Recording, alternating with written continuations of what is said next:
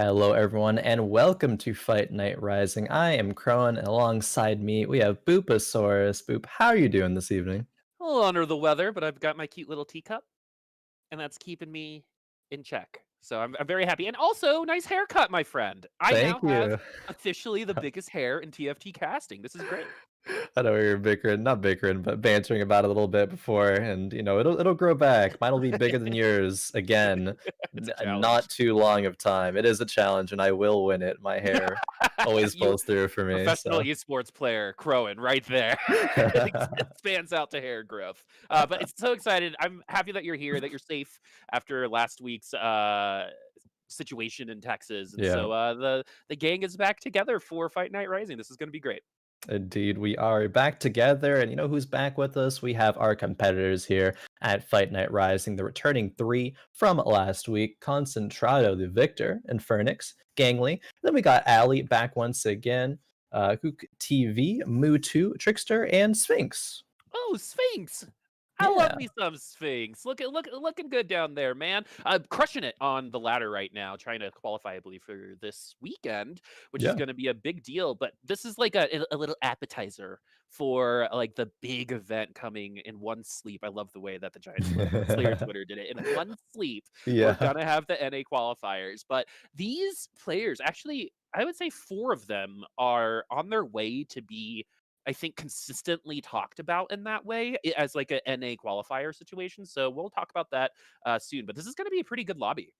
Definitely a very good lobby competing for a very good prize pool. $200 of it, in fact, like every week. First place getting 100, second place getting 50, and third and fourth getting $25 apiece. And top three will be invited back. That's how things work around here in Fight Night Rising land. But as you're mentioning, yeah, there's a lot of players here that we should really be keeping our eyes on. Sphinx, I know you personally, you're a big fan of Sphinx and have a lot to talk about when it comes to his play style, his growth as a player. I'm excited to Hmm. see growth of, honestly, like the majority of these players here, even like Gangly as well as someone who I've had my eyes on recently. They make a lot of great TFT content and bringing it as well to a competitive level is great. Love to see that, as well as Allie, who is maybe the last time, a little disappointed in her performance. Got like fifth, but it was like tiebreaker, like could have Yeah, been I think third, she but it was lost the fifth. three-way Yeah. tiebreak, I believe is Hmm. what happened, Exactly that. unfortunately. Yeah. But I actually, Allie, I believe, I don't know if you remember this, played a magnificent spirit game Yeah. during that fifth place kind of situation that we had there. And honestly, it was one of the best games I have seen like on screen here. That was a really cool game in terms of control and intention. And so that's why when I said there are four people here that I think could really break out, Allie was one of the ones that I was thinking of. So I'm Yeah. really intrigued because spirit players tend to be pretty flexible, I would say, Hmm. just in general. So this patch is supposed to be good for that. So I think Ali is going to be pretty excited about today. But also we've got KEWKTV, which is who we're seeing right now. I believe she was a number one on the ladder at some point in the last week. Yeah, I believe so as well. A lot of people kind of definitely vying for that top spot. I was watching GV8 when he hit that as well. But top spot, rank one spot in North America is always a nice, fun challenge. And a lot of people, it kind of swaps in between those. But looking at the start here, it's going to be a couple of Fioras, the Rod start, and a belt right now. Nothing going to be slammed in that regard, but we will see. Because item priorities have shifted a little bit for players. People like getting, honestly, I think the majority of items right now, of course, like bows and swords, I think do stand out a little bit ahead of the rest. You're like your RFCs and your Runans for a plethora of comps here. Rageblade, honestly, even as well. But we have a duelist chosen Fiora offered here for KEWKTV. Maybe in the past you'd be more tempted by it, less so now, but it still is going to be a solid chosen to get you at least through the early game if you don't commit to Okay, the question is though, does Kook have enough Fioras it. uh, on the field right now? No, we need Uh, more. I think so. I think we need a couple more. But what I actually really like seeing here is a lot of people just like kind of kicked all the reroll comps to the curb, you Yep. know, after this patch. But on Monday when we were doing the qualifier, there was two reroll comps that actually had success. One that we're not seeing as we speak, which was a jeweled gauntlet Tristana reroll comp that happened Oh, about yeah. 4 times in top four. Twice, and then it was actually a Tank Fiora callback from the reroll comp that hit a third, second place on Monday, I believe. It didn't last the whole game, but stayed a lot longer than what I anticipated with Arc and Dragon Claw. It was very defensively oriented, is what was popular during the reroll meta. So you can definitely see this potentially happening here. Or I'm agnostic, can carry whatever at the beginning of the game, and allows you to be a lot more flexible a little bit later, especially being a duelist. It's a defense protection. You're gonna be a couple units no matter what. Or one. Yeah. One. Definitely. I think maybe getting a little technical issues here. It sounds a little robot, at least on my end. Hopefully, I can square that away soon. Looking at KEWKTV here, though, hasn't signed any items. Did take the loss on that first round there. Sold the Fioras that weren't the chosen as well, so not going to be committing to that. If we do see something that happens in terms of re-rolling, it is not going to be with that Tank Fiora that you were just talking about there. But we'll have to see what they decide to do. Right now, it's going to be a level up and putting in a Tristana as well. And with that, alongside that Teemo, getting a couple of sharpshooters.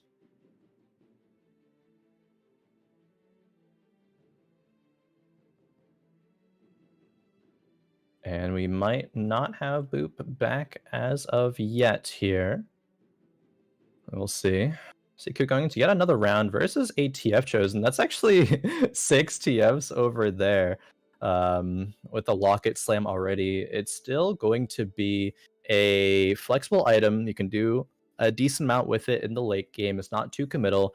Mutu over with that. It does win the round as well. KEWK going on a bit of a loss streak here. And that's going to be okay. Like, you push a level, and you might think, oh, okay, if you push levels, you really want to try to turn that a lose streak around, but you don't need to. It does give you a better chance for higher cost units, etc., etc. Moving on over here to Sphinx as well.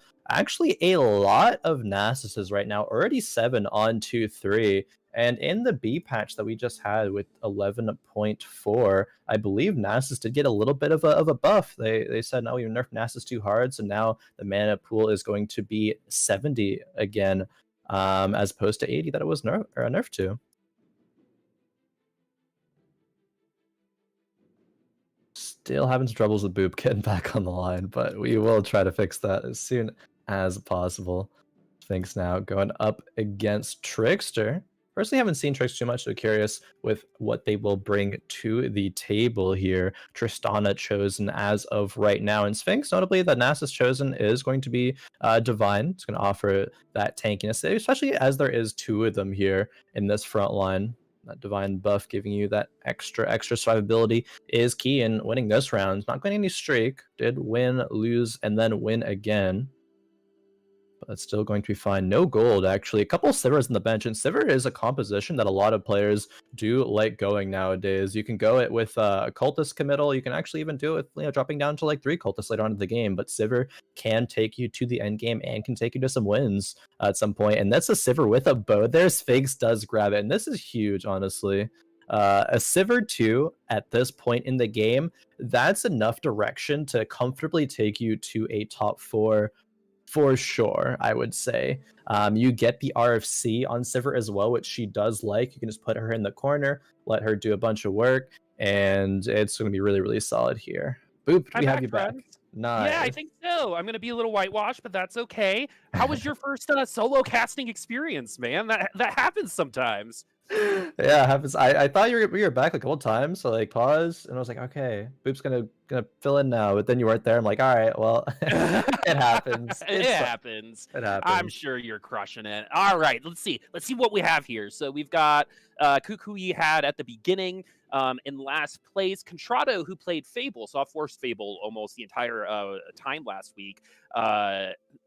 at 84, Gangly at 86. And I want to bring that up because Sphinx and Gangly are kind of tracking each other. So they both actually came from, at least from where I know them, the Little Legends podcast community. Yeah. And Gangly is kind of taking like almost the exact same path Sphinx did when it comes to getting up here. Sphinx just started a little sooner. So it's really cool to see how 6-7 months ago they were just playing some games, and seeing them both here on Fight Night right now just proves how strong the TFT community can and is going to continue to be. That's just really cool stuff for me to see.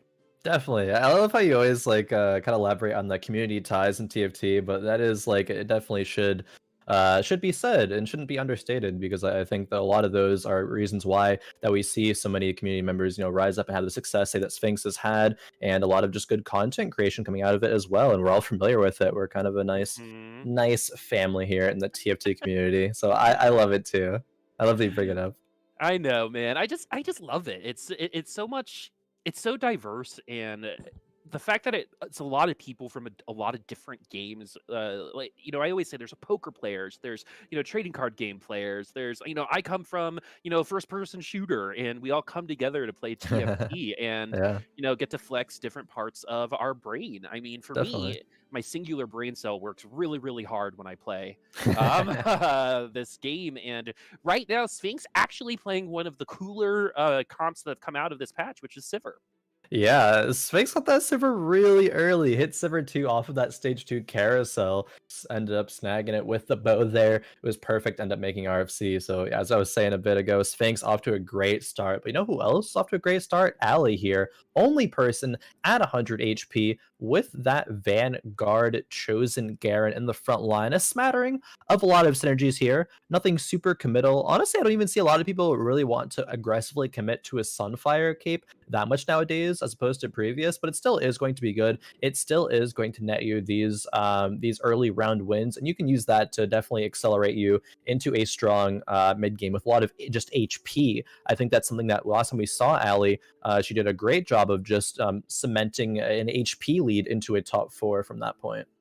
Yeah, this is almost exactly this is deja vu when it comes to Yeah. Allie, what they were running when I was talking about that Spirit game not too long ago. I don't know if we actually got to hear that, but Allie loves playing those spirits, loves the cats, and was a pretty well known Ari main on set 4. And with all of that going away, I was actually really intrigued to see where we would go from there. And I don't think we can make any calls right now, but it looks like we're pushing Vanguard Mystics just a little bit, especially with Aatrox having such a strong just base spell damage now. There's going to be a lot of damage done, even though the Teemo and the Vi in the back line are still tier 1.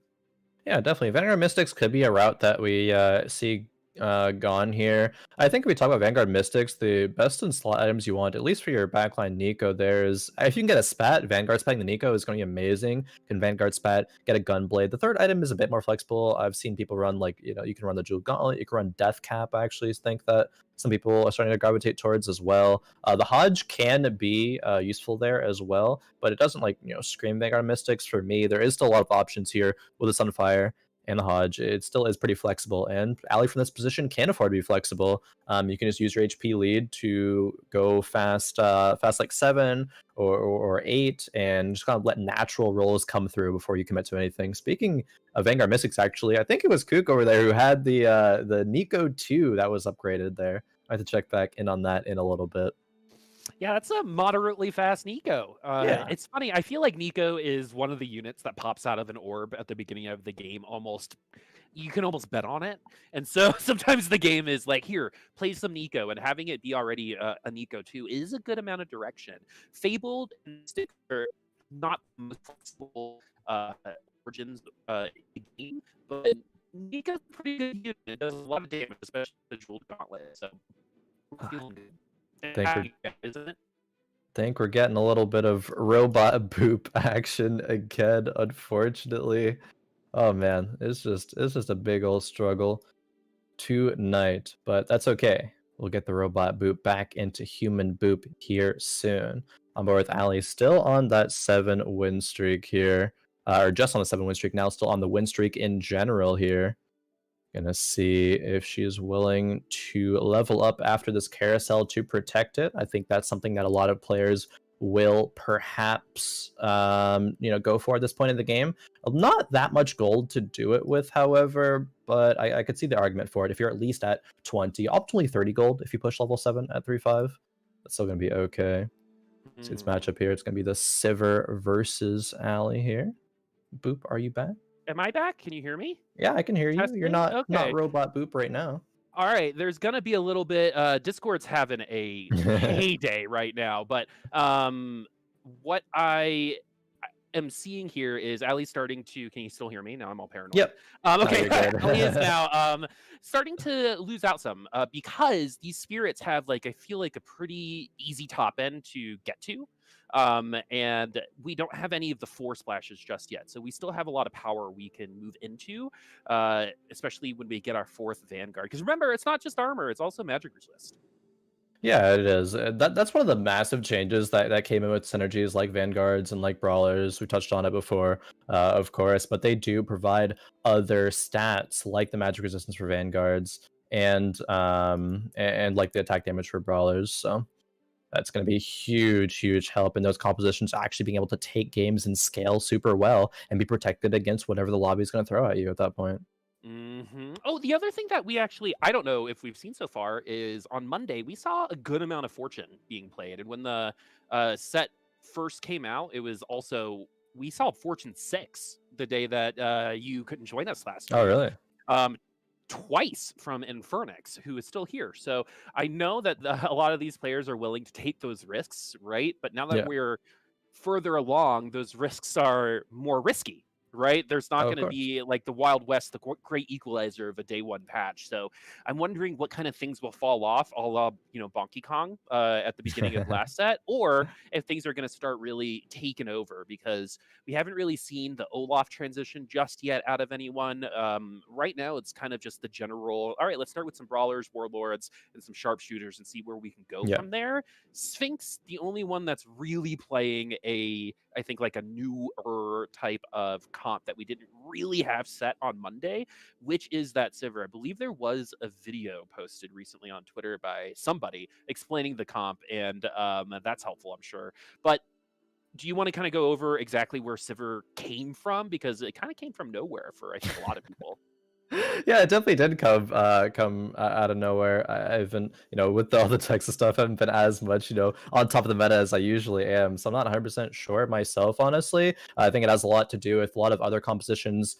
All of the compositions getting their power levels kind of adjusted or in check, so it allows things like Cultist to come through. I think if you're running the Sivir composition, you can run it with Cultist 6 and be fine. You can bring it down to 2 as well, but Sivir does a great job if you have the RFC on her, staying in the back, being relatively safe and being able to deal with threats like the Olaf that was being ran a lot, Kale as well. I think she can definitely hold her own, and as a 3 cost, that's something that this set didn't really have, at least towards the beginning of like 4.5. It's like, okay, the 3 cost carriers aren't super there. There is Nico and Vanguard Mystics a little bit, but now Sivir is kind of taking that spot as well, and it's really nice where you can hit that direction of a unit that is super strong at that point in the game. You don't kind of wait for your 4 costs to find it, and as Sphinx did this game, has the direction from it, and even in stage 2, so it's going to be super strong and let you to save a lot of HP moving forward as well.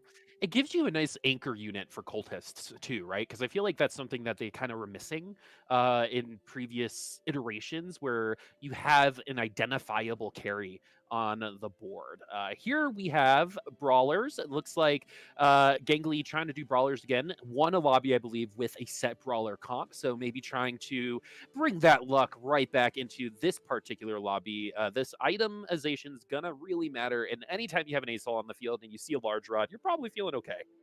Yeah, I think this can still stick on an Aurelian Soul, to be honest. I don't know if it's going to be the necessarily best. I don't think Aurelian Soul is going to be an S tier composition, but it still can work in the meta right now. Level 7 Gangly is rolling down here. There is the Olaf on the bench. Hodge can be a really good Olaf item as well. There is no bows yet, which is super unfortunate in that regard, but it looks like it is going to be an Elderwood kind of mage direction here, as yeah, there's going to be the 5 mage on the board, 3 dragon soul as well. Wasn't able to put in the Elderwood. I think they would have liked to put that in over the Aatrox, but just not quite enough time. That was a transition that you might not have been, thinking that that is what I'm going to be going for, picking up that random Lulu mage chosen. But it works, right? And if we can pivot into it and stabilize, because you got to stabilize if you're 37 HP if you're gaining right now, then it could still be okay. You only need 1 Aurelion Soul left to get that Aurelion Soul 2 and have that power there. A lot of people are starting to roll again at 4-1. Look at that. Sometimes Yeah. you just hit, but what are we going to do with Ooh. these particular items? So it looks like we got rid of that to put the chalice on the Lulu. Yep. And then we're going to keep the other items on the board. So what Gangly needs to really understand is, like, if we do lose this next round, it's going to probably mean that making it to chickens is going to be tough. But with an ASOL 2, and we've rolled damage, so it would have been nice to roll healing, but ASOL 2 with a mage 5 buff and QSS, you're going to be able to wipe some units off. So if anything, we're going to stem the bleeding if we do lose, or even take the win. And perfect QSS placement there, knowing that there are the Aatroxes in the lobby. And the damage is actually great there. Aurelion Soul was able to take out that Kale in one shot. And if not, I think it could have actually gone the other way to Allie's side there. Allie does saving up a bit more gold, has 50, and Gangly did roll down a little bit, but that roll down was definitely worth it. We've made improvements to the composition as well. We got rid of the Elderwoods and just put a couple of Vanguard front lines in there as well with the Sejuani Aatrox, and that's pretty nice. That's kind of what you need at this point. I think in the game, just allow time for the Aurelion Soul to get the ultis off, and I think the Rod can go on the Aurelion Soul already. I think if anything, you're just going to want a Gunblade and call it a day. But we'll see if Gangly has any other. Yeah, we do have Carousel priority. I think there's a world where Gangly might be considering Jewel Gauntlet over Gunblade. You won't always have the healing there, but half the time you will because of Hodge, obviously, and you might just need the damage. Feel as though you're lacking in that regard. Because look at this comp, right? Nothing else is going to deal damage besides the Aurelion Soul. It's funny to see that we found an ASOL 2 before we found a Brand 2 or Savannah 2. We're going to go ahead and put the belt on the Aatrox. That actually, I think, does make a difference. Yeah. We do get 1 ult off, but the cornered units aren't really worried right now. But if we do get another ASOL ult off, we're going to take a lot of people off the field. This Jarvan in a sticky situation right now, and no one needs to ult at this point in time, and that ASOL should be good to go as Conchado is going to fall. Gangly also wearing a pretty nice hoodie. I'm kind of jealous of that hoodie myself. Got to figure out where that's from. Anyway, 37 HP, carousel priority, and we are going to go Jewel Gauntlet. Okay, so yeah, Gangly definitely is valuing the damage right there. I can't really, I can't fault that. I think that is a solid option. It's just like safer to go Gunblade, but you maybe don't need to be as safe if you're Gangly. You're not really in the position to do that as much. You gotta just win rounds and win dominantly, because even taking 1 loss can have huge implications when we get into stage 5. You can't be piling those on any further. Looking over, scouting at Sphinx. Sphinx has a chosen Tryndamere, and Tryndamere's I think been very prioritized recently. I see a lot of players taking Tryndamere to the end and winning games with it a lot of the time. Gets that duelist and that Slayer buff, and just kind of starts farming a lot of different compositions. It even can go kind of toe to toe against other things like Kale and like Talon as well. You hear me? It's going a little beep boop again. It's worth having a day anyway. Boopasaurus is friends. All right. Bro, you take all like a little troubleshoot. I apologize, everyone. Yeah, I think it is just issues outside of our control here.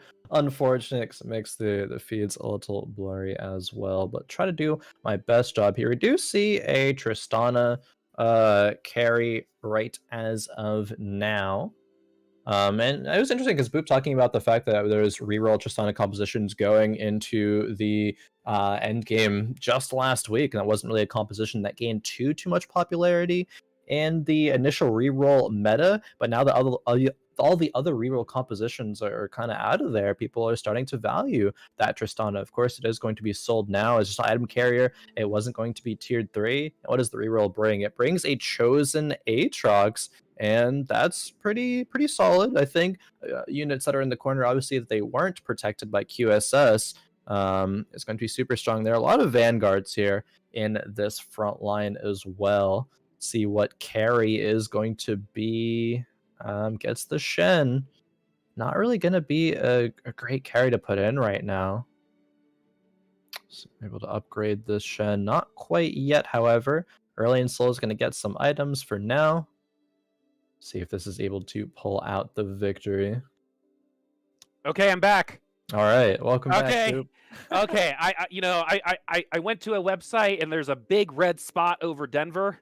And so apologies, everyone. But we'll do the best that we can. Right now, we have, I believe, a nice amount of HP on the board for our friend here. And let's see, 6 vanguards. That is not something you see every day. I was actually on on a Discord recently of some TFT players, and they're talking about Vanguard and the argument of Vanguard versus Adept right now, and what is better.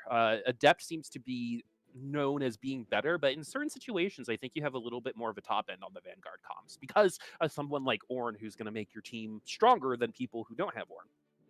Yeah, definitely. That's interesting. I think it is comp specific a little bit as well, in terms of like what's going to be better and what units do have QSS and what don't. But there is going to be arguments to both of them. So I'm not surprised that there is a debate that exists there. And it's not just a consensus like, oh, this one is always just going to flat out be better here. It does look like in this transition from Trickster, it is a little, I guess I would say like awkward. They did a really great job at preserving HP on the early game, but now they want to transition to something else. This Reliant Soul, like the hesitation is there, and okay, we finally roll over it. But like, what do we want, right? What's going to carry this death cap? What's going to carry this RFC? It's probably going to be the Kale, right? I But we mean, don't have like, it's not optimal to put a death cap on a Kale. okay, so I'm gonna just throw this out there. All right, this might be a moderately spicy take. I think Kale is mega overrated, Okay. and this is why.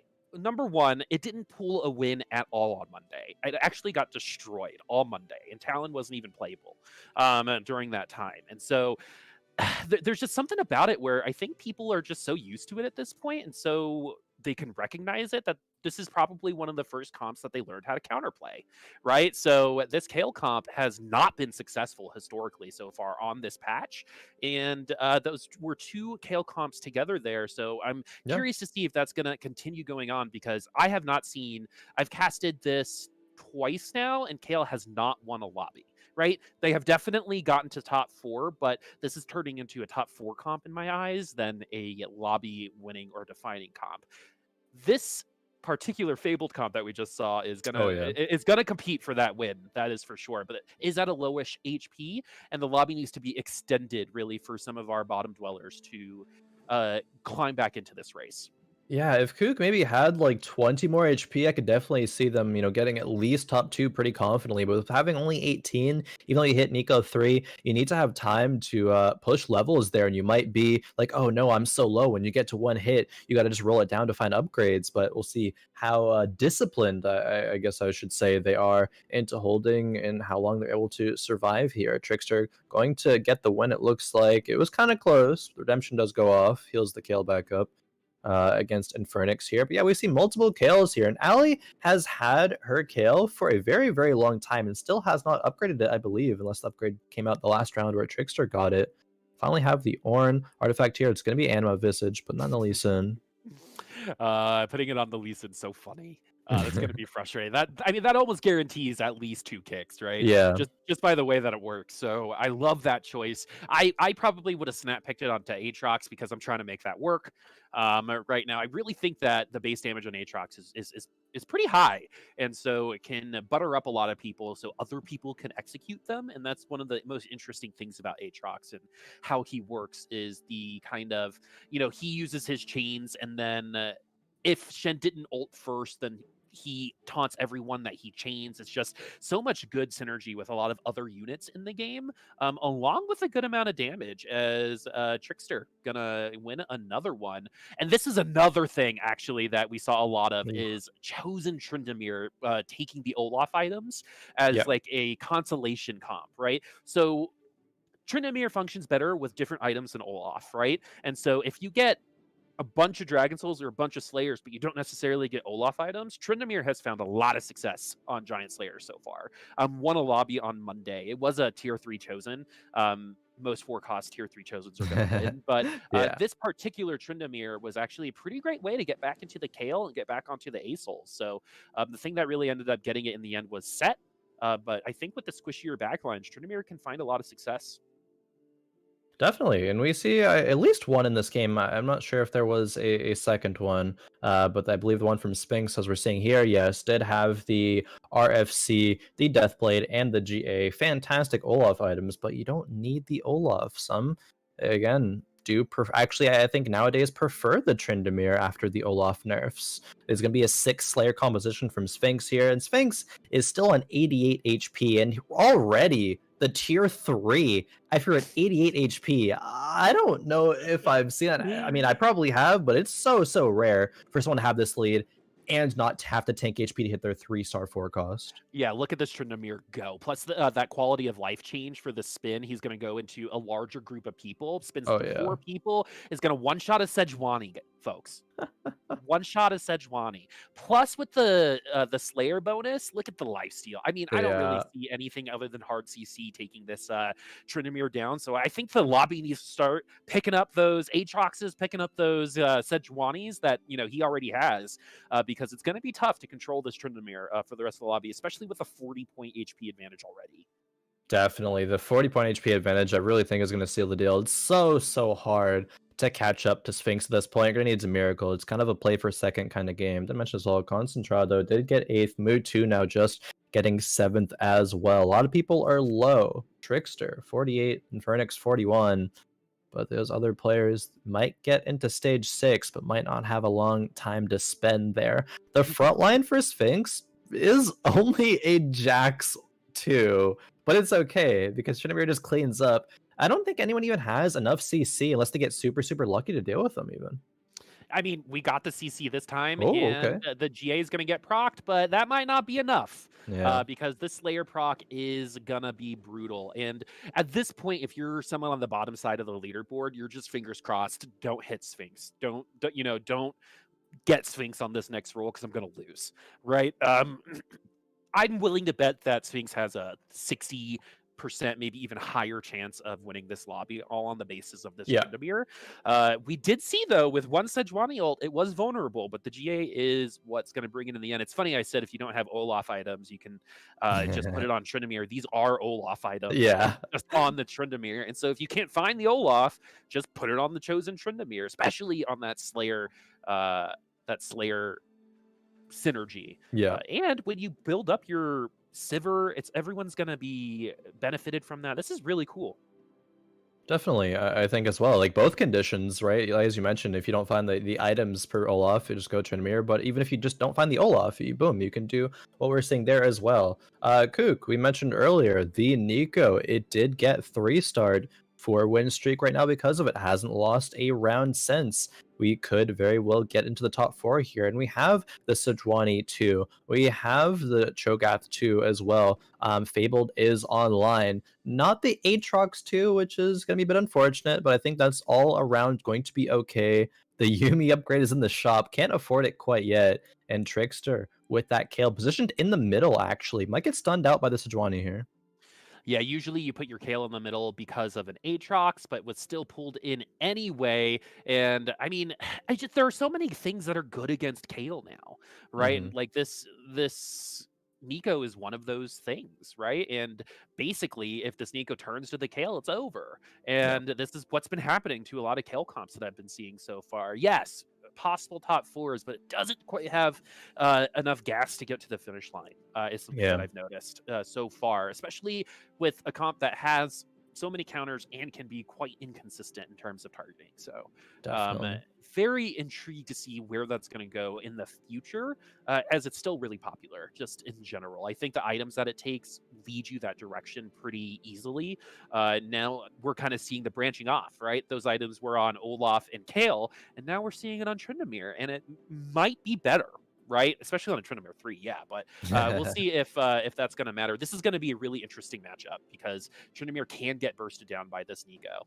Definitely with the or G. Oh, or not. okay. Or just gonna Yep. spin right through, take down the Nico before you can even really get touched there. I mean, I do agree with you. The matchup can be a little bit scary, but the Nico has to go through Tryndamere twice, given that there is a GA, and he will probably lifesteal back up to full after the GA procs. Oh my It did get a god. little close again, but Tryndamere 3. I mean, there's a oh man, there's a reason why Tryndamere is so popular these days.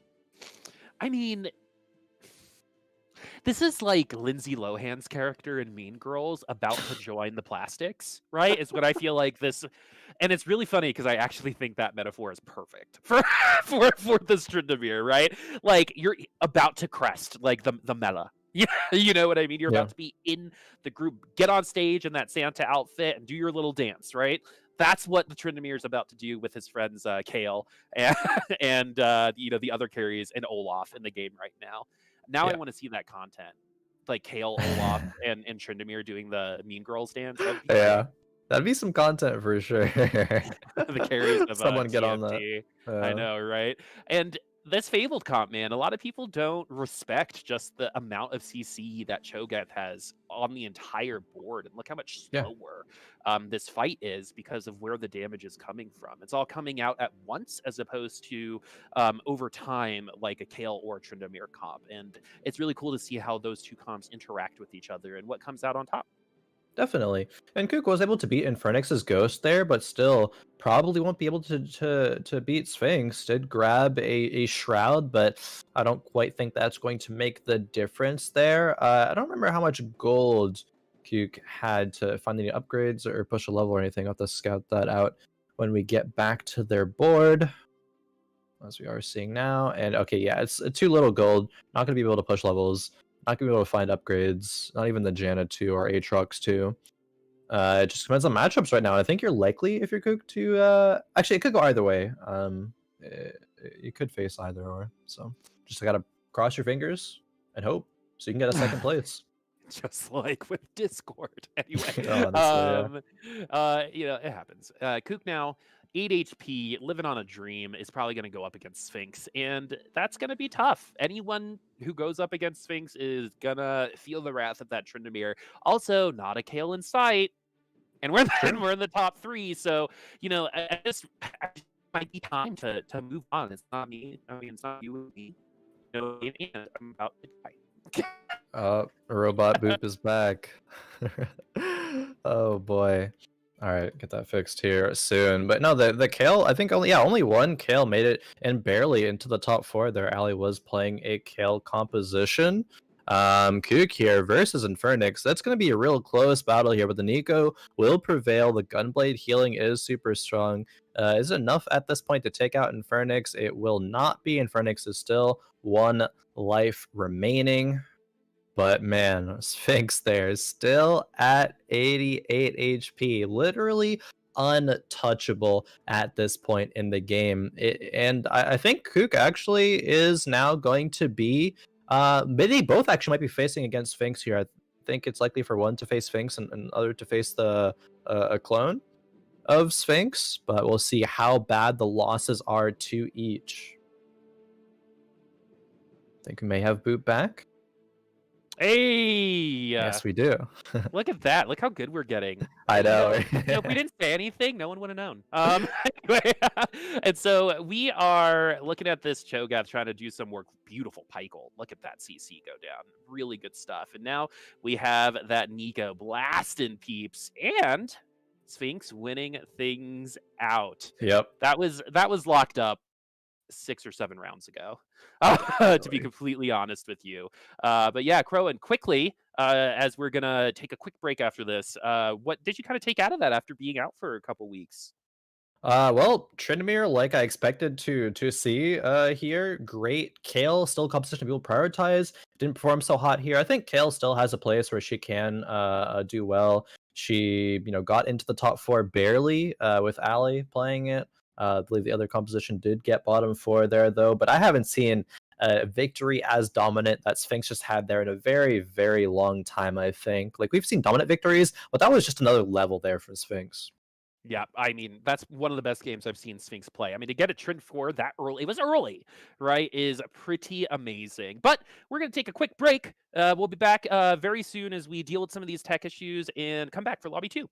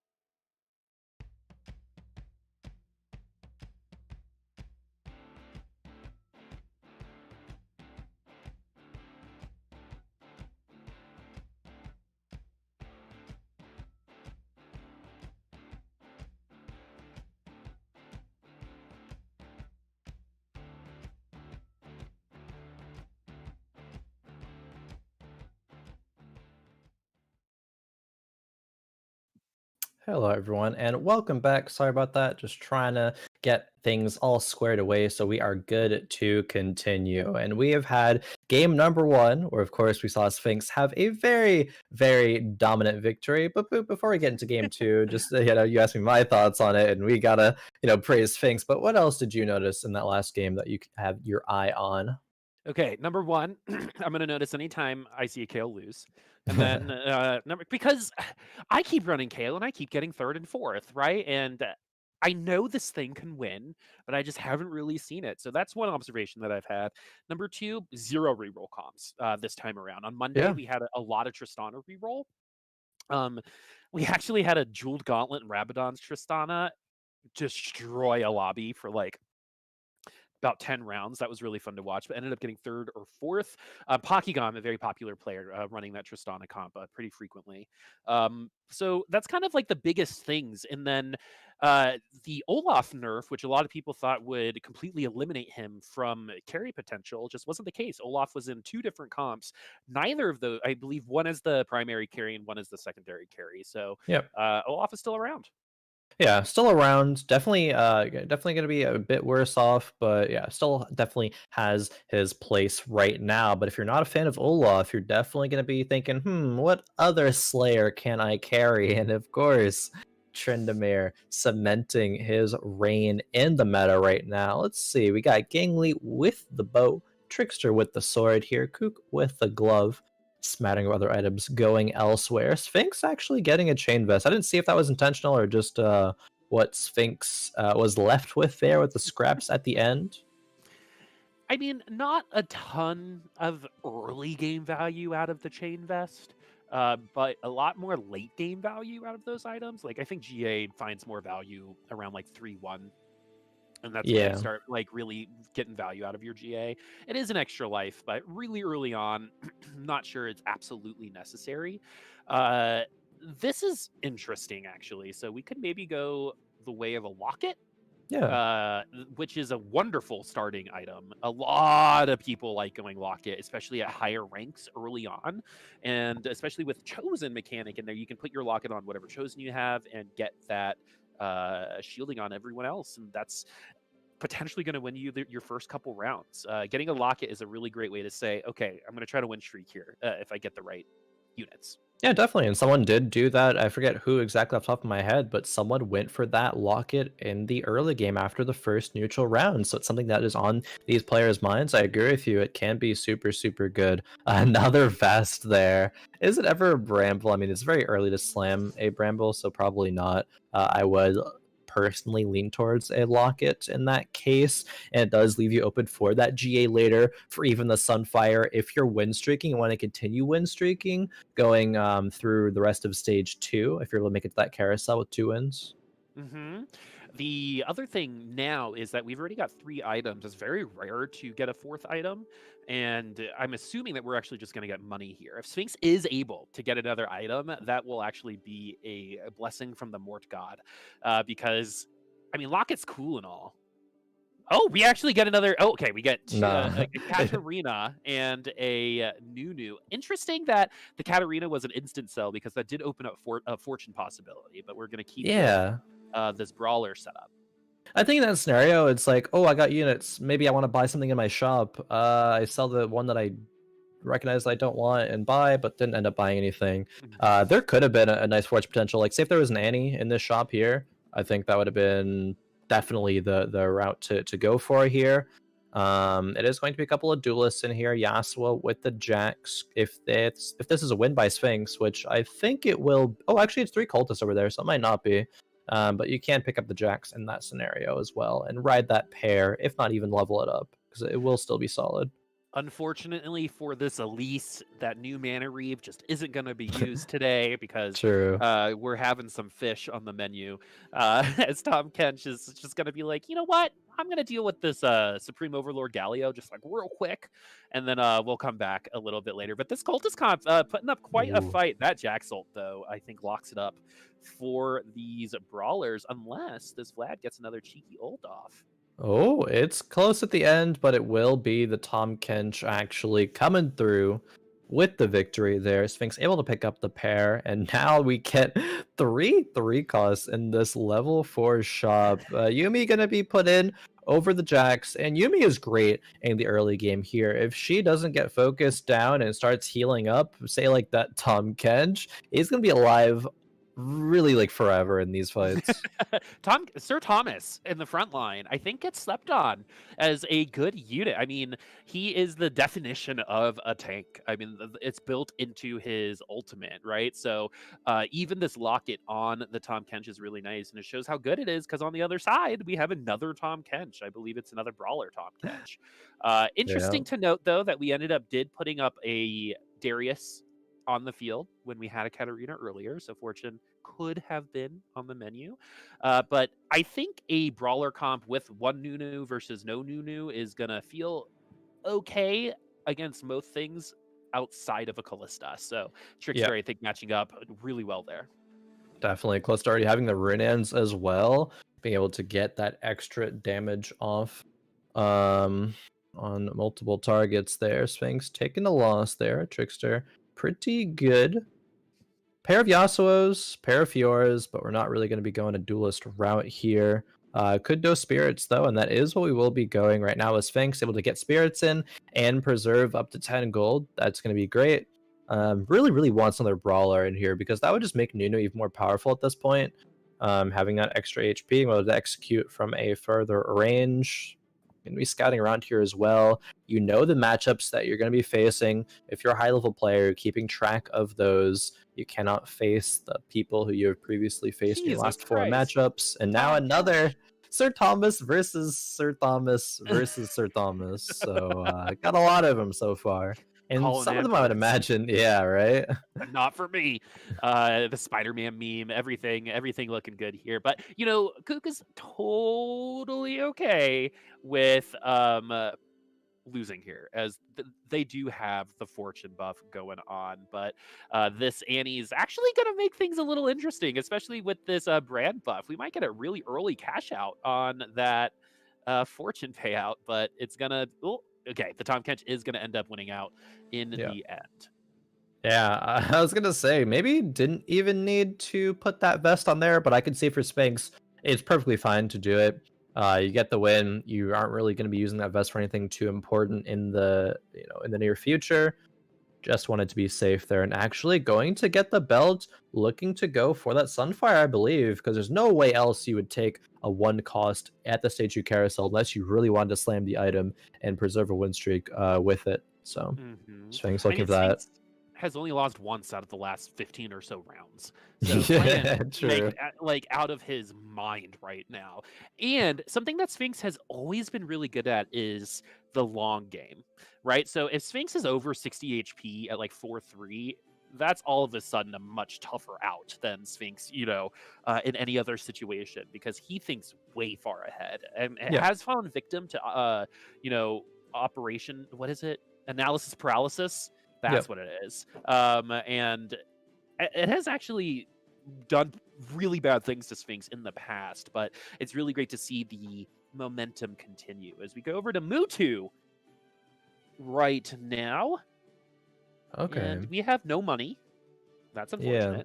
unfortunate. And 2 divines and a very highly nerfed team comp just in general right now for Mutu. Definitely interesting that you bring that up as well, because while the nerfs did come through in the B patch, actually Nasus got rebuffed a little bit. Same with Nidalee actually. Nasus the mana is now 70, and the Nidalee damage actually is a little bit higher at tier 2. Should be doing 175 instead of That's right. 150, and then 50 more damage at tier 3 as well. And it wins. I thought Moo is actually going to be going for a loss streak, and that's why he didn't level up there, because we see 6 out of 10 XP on the bottom left-hand side there. It means Moo leveled up earlier, but opted not to here. And the low gold that you mentioned as well, you couldn't fit the Kindred in as well as level up in the last round without like, selling some things that maybe Mutu wanted to save for the future. But now winning that round, he's like, okay, I want to win this one as well. I will level up, put those spirits in, and maybe has +1 gold making econ because of waiting just that one round. Man, if there is something that TFT players hate more than not having a divisible of 4 option when they buy XP, right? Like this 2 out of 20 has got to like make you itchy sometimes, Yeah, right? it's like a Because bard where you use like 3 out of yeah, 20 or something. It's well, like, and oh the reasoning no, is like it's even it's very worse. obvious that like you didn't, min max that, right? Yeah, You had to move forward because of what the game pushed you towards, and so you were forced to make a decision rather than having the ability to make it yourself, right? And I think that can be really detrimental to some people's play, but it seems to be working out right now. We're seeing those little buffs yeah, from that B patch. I believe Nidalee got like 15 more damage, and so did yep. Nasus around there. Ooh, look, Pentrix. Look at that. I never learned that stuff. I was never good at that. I didn't even notice. I'm like, wait, what? Oh, okay, I see the pen in his hand now. Yeah, anyway, multi-talented streamer here. Moo, you now hitting up Krugs with 5 units and 1 Nasus pretty much. Yeah. We do have a full, I believe it is a full 5 loss streak fortune here. I think Kook had the fortunes in since 2-1. Maybe it was 2-2 though, and has a Kale on the bench as well. So not only is there potential for a huge cash out, but there's already some direction after that as well. No great items for it. We're gonna optimally want 3 rods for the kill, or 3 bows, excuse me, for the kill. We have 0 right now, but there is half of a GA at least, and a full GA. Okay, so we're gonna get that full GA along with a spat. No, it's gonna be 2 Ooh. 4-cost units. Um, Executioners. yeah, we got an executioner and Oh just a man. solid 4-cost unit here. Also 8 gold. And so like that Yeah. there's a lot of decisions to happen here because if we cash out here, we're we're very happy actually at a 5 cash out with what's on our bench right now. Yeah. The thing is, like, what do you do to make sure that you cash out from here, right? Kook doesn't have a lot of gold, is level 5, the board is weak. You don't have Kale items right now, but what you do have is like talent items, honestly. And Zaya could hold those reasonably well. Yeah, we see Kook make the decision to sell the Kale right there. Does he want to get baited into it? And I agree with that in its entirety there. You could even go as far as to selling this Aatrox here if you win. You could even just sell the Aatrox and the Lulu if you lose, but definitely waiting for the possibility of winning here. It's not going to be the case, I don't believe. I wasn't even looking. I was just looking at the bench. I wasn't looking at the fight for so long. But the Jarvan with a Vanguard spat actually there by Infernix, yeah, sells the Lulu. Didn't need to sell the Nasus, I think there, but it's not that big of a deal. Going to 41 gold. It's just an extra tip on top. Yeah. Like you found the dollar in your pocket and you're like, here, have this is what this screams to me. And the fact that we've got a 6 loss streak, 50 gold at 3-2 is pretty great if you're a fortune player. Unfortunately, 64 HP could be a tad better, but it's not the worst situation in the world. Yeah. And we are going to put those items on this, on this Zaya. So Oh yeah. I'm curious to see. So when I was casting with Bunnies on Monday, he was saying that, I really think that kind of exchanging chosens is going to become a really popular thing, especially in the mid game where you put out a chosen, you take your chosen out, then you find a 2-cost chosen, then you find a 3-cost chosen, eventually you find a 4-cost chosen. We haven't really been seeing any of that today. We did see some of it on Monday. So how people utilize the chosen mechanics now that they've been updated has been really interesting to me in terms of being able to find your 4-cost chosen, benefiting people like Sphinx, but maybe not some of our Kale players because they have to roll past all these other 4-cost chosens now.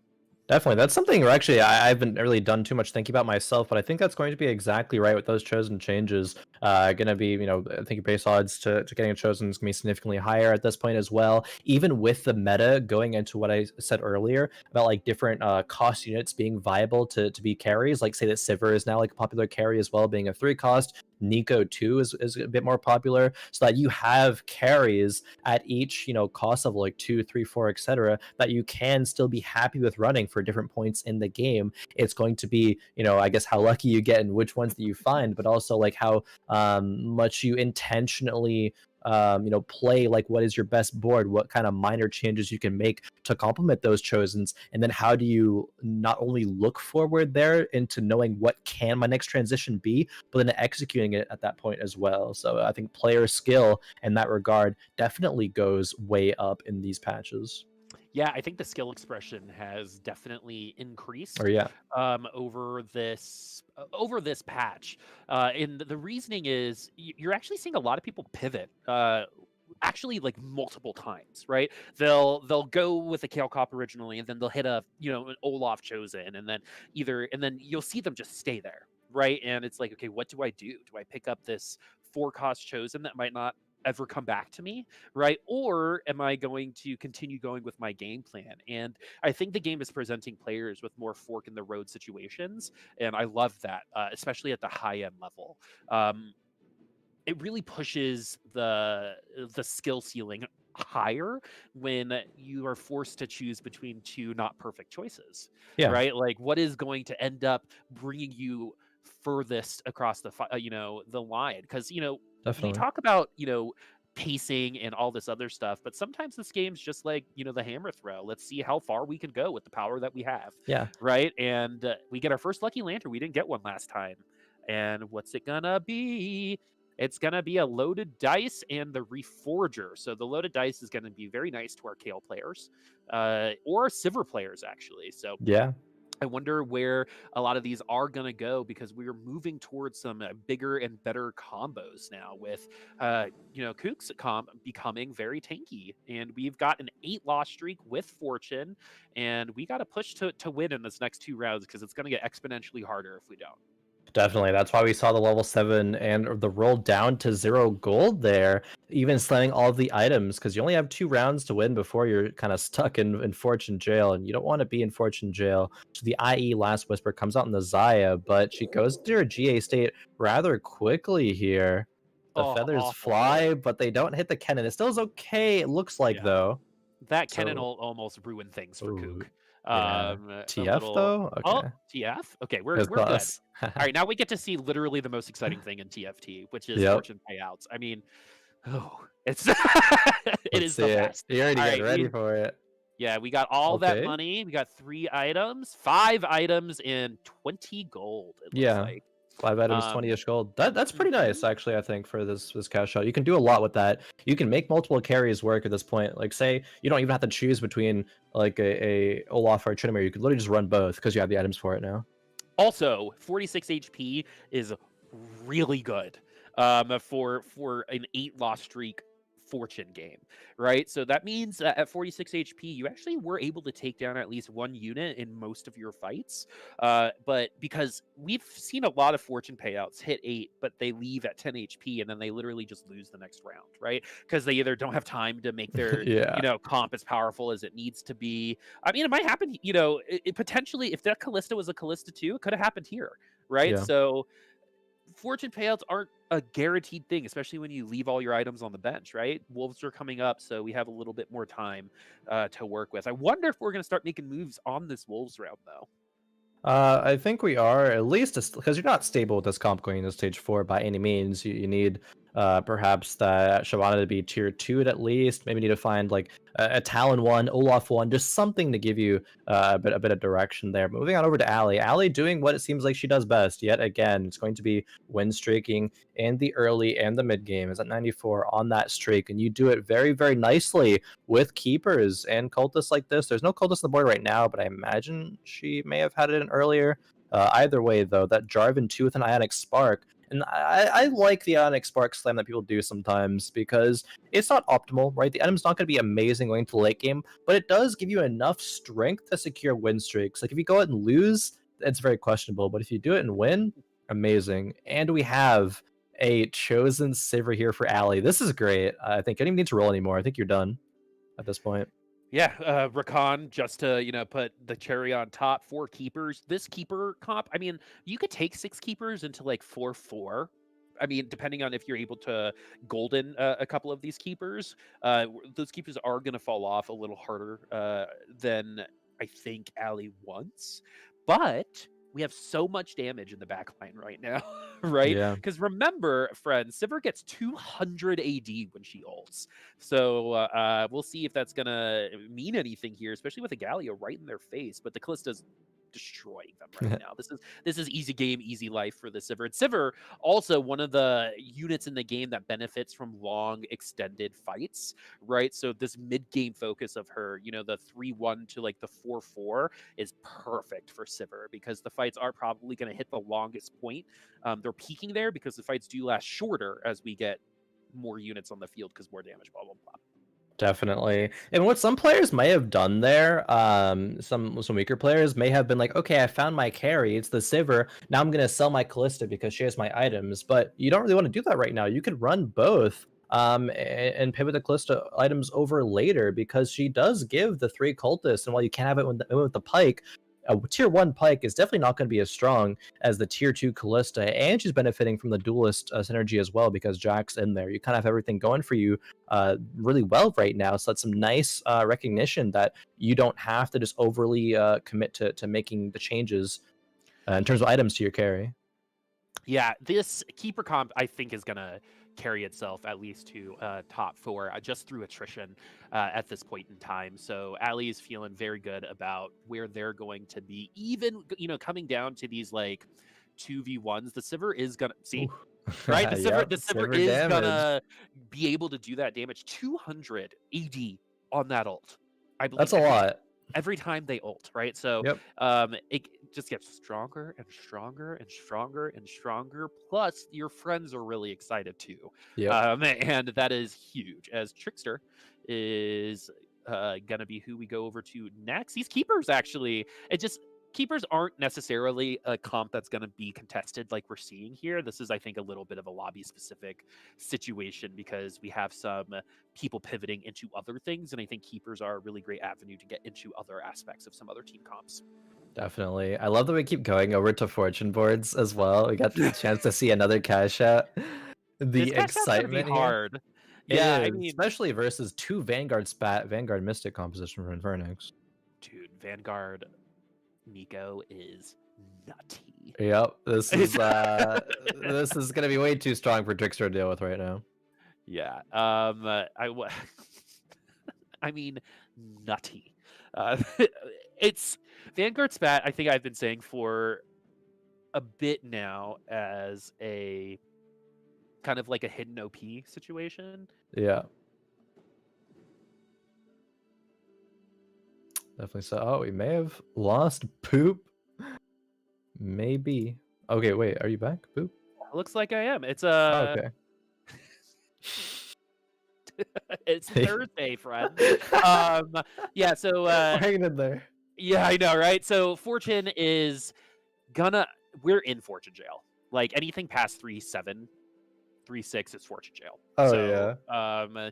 that's gonna be tough to cash out. It's gonna take a good amount of effort to make that happen. We might even just need to bail, to be completely honest with you. It looks like Trickster like willingly went to Fortune jail though. It's like they don't really have anything else going for them. Only on a 5 now 6 loss streak. But if you think about it, like 6 rounds back is like midway through stage 3. If you start going in a Fortune direction there, like I don't know, it's a little late for that. Allie gonna be last pick, but getting the Olaf with a glove there as well. That's great. And also is great, these cat pictures that we get to see again. I know, I'm doing much better. I know, you're controlling yourself. I'm so yeah, proud because of you. I have wrath on the inside of me. Today, today's been a day. Oh, you yeah. know, like my first coffee today made me nauseous, and like earlier today I had one of those headaches where it felt like someone was like pushing my eye out. Oh, that's the You know, worst. like one of these guys. Mhm. And yeah, that's been it. But enough about me because I'm actually having the best time right now because I think I might be right about Kale. Yeah, Kale is not performing very well. Is there anyone running Kale that we've seen yet so far? Not really. I don't think so. We see Kook with the Olaf 2 and Shyvana 2. That's not a Kale. No, not at all. Shyvana 2, mega strong. Can hold those Kale items. Interesting to see IE Last Whisper on some people because IE Last Whisper made a lot of sense on a lot of the sharpshooters last patch. But we don't really have an IE Last Whisper, I think, like obvious holder outside of Talon. Yeah. And maybe Tryndamere. Sivir, I think, can function. But remember back in the day when Tryndamere. IE Last Whisper was the item common Oh item, yeah, for like with sure. Jin and stuff. So it's cool to see people kind of bringing it back for some of these non-traditional units that, like a Shyvana, that is auto attack based, but has to transition and blah blah Oh, blah. the And cash we out. actually do get a cash out, 3 items. We get a QSS. There's a lot Yeah, more CC in the game now, so I think QSS and Trap sure. Claw have been finding a little bit more popularity as well. Yeah. This Tryndamere is going to feel really good. We've got Magic Resist if we want it. We can go Thief's Gloves if we want it. We have a lot of options. I'm really intrigued to see where this is going because you don't really ever see a cash out at 4-5. Yeah, I think we can see it go into Olaf directions. Like Hodge Declaw for Olaf, I think actually is like fine being another carry, like secondary carry here, along with Samira. See what Trickster does here, however. It is going to be okay, it's just Thieves Gloves, Olaf, and then maybe Ionic Spark and Chalice here. I don't really expect it to be Declaw Ludens with this Yeah, I comp. like that's tier 1 And Samira. Samira. Yeah, with that death blade at this Oh, early stage okay. too, it's mostly because it's 4-6, right? In my opinion, where there's not a lot that's gonna kick the Samira out. There are no new news that are gonna eat her. She's just gonna be able to do whatever she wants. But Thieves Gloves on Olaf is actually. I'm just gonna wait until the next roll before I talk about it. Then, Is what, Boop? I was gonna say there are like 3 items that Olaf can't really use that well, and there's one of them on the board right now that he has to roll Yeah. in. I would consider Olaf, especially with the most recent nerf, item agnostic, right? So there are definitely best in slot situations, but there are like 1.5 tier 1.5, tier 2 items for Olaf too. And even a Shojin's is going to get to your ult a little bit quicker. We actually do end up getting Olaf items by the end of the day. So maybe Yeah. Thief Gloves hit was a little premature, but we're still okay with it. I think it was a bit premature, honestly, because the items that you have right now aren't really going to be doing that well. We see Sphinx finally using the loaded dice, and it gets Tryndamere too, which is great. But we still have a lot of gold. Okay, Dragon Soul chosen Olaf. That's great right now because it gives you 3 Dragon Soul buff. You don't need to put in any other Dragon Souls. You're gonna have Runans, GA, and Hodge. I think those. You could make an argument that it could go on the. Yeah, I was gonna say you Wow. could make an argument that it goes actually on the Yeah. Tryndamere, and we are seeing that choice here from Sphinx. Chills. I literally just like I get chills when things go unexpectedly. I'm easily startled, just so everyone knows. But that was really cool. I mean, like that's where I really love watching these players, right? That is not a decision I would have made. I would have 100% have gone with Olaf, and maybe it would have worked, right? But this comp that they're looking at, and Yeah, Verdict's comp is very, very, very not strong here. right It now. wouldn't have worked here. I mean, you got a double jeweled gauntlet Vanguard Amigo in the back line, and the Vanguard is like almost a direct counter to this comp right now. Um, the reason why Sphinx was so dominant on that last game was because of Tryndamere 3. That is not an option right now. We Yeah. just hit level 8, and we have a cloak just kind of hiding away just for, Fashion Week for Olaf a little bit later. And, there is not a lot of secondary, support here outside of the Olaf. So if those 2 Mm. frontliners get blown up, which they might with this particular setup here against Concentrato, things might get a little cheeky. Yeah, Sphinx is actually kind of struggling here, even with the like good intention and good decision making here. I think with the Tryndamere, I think it is overall correct. Sphinx still struggled to kind of get what he wants online here. Made the Shen, but it was kind of late. Didn't get time to put it in. Even having the Cho'Gath in for as long as he did there, did swap it out for the Azir, I believe. Yes, but it's still working with some awkward stuff. You have like 2 or 3 cultists, 2 or 3 warlord. I mean, warlords kind of whatever, but you have 3 vanguards. Okay, we're gonna be putting in a Samira in now. We She will be need one of the buff. slayers. Yeah, Yeah, the Slayer buff is required. Um, exactly. now, this is Okay. analysis. Okay, I like where we ended up. We were Yeah. almost at analysis paralysis. Intrigued. I wonder if the magnetic remover might actually be used on Olaf at some point, because I mean those items are Oh, the okay. Reforger? Yeah, yeah, Yeah. yeah. Yeah.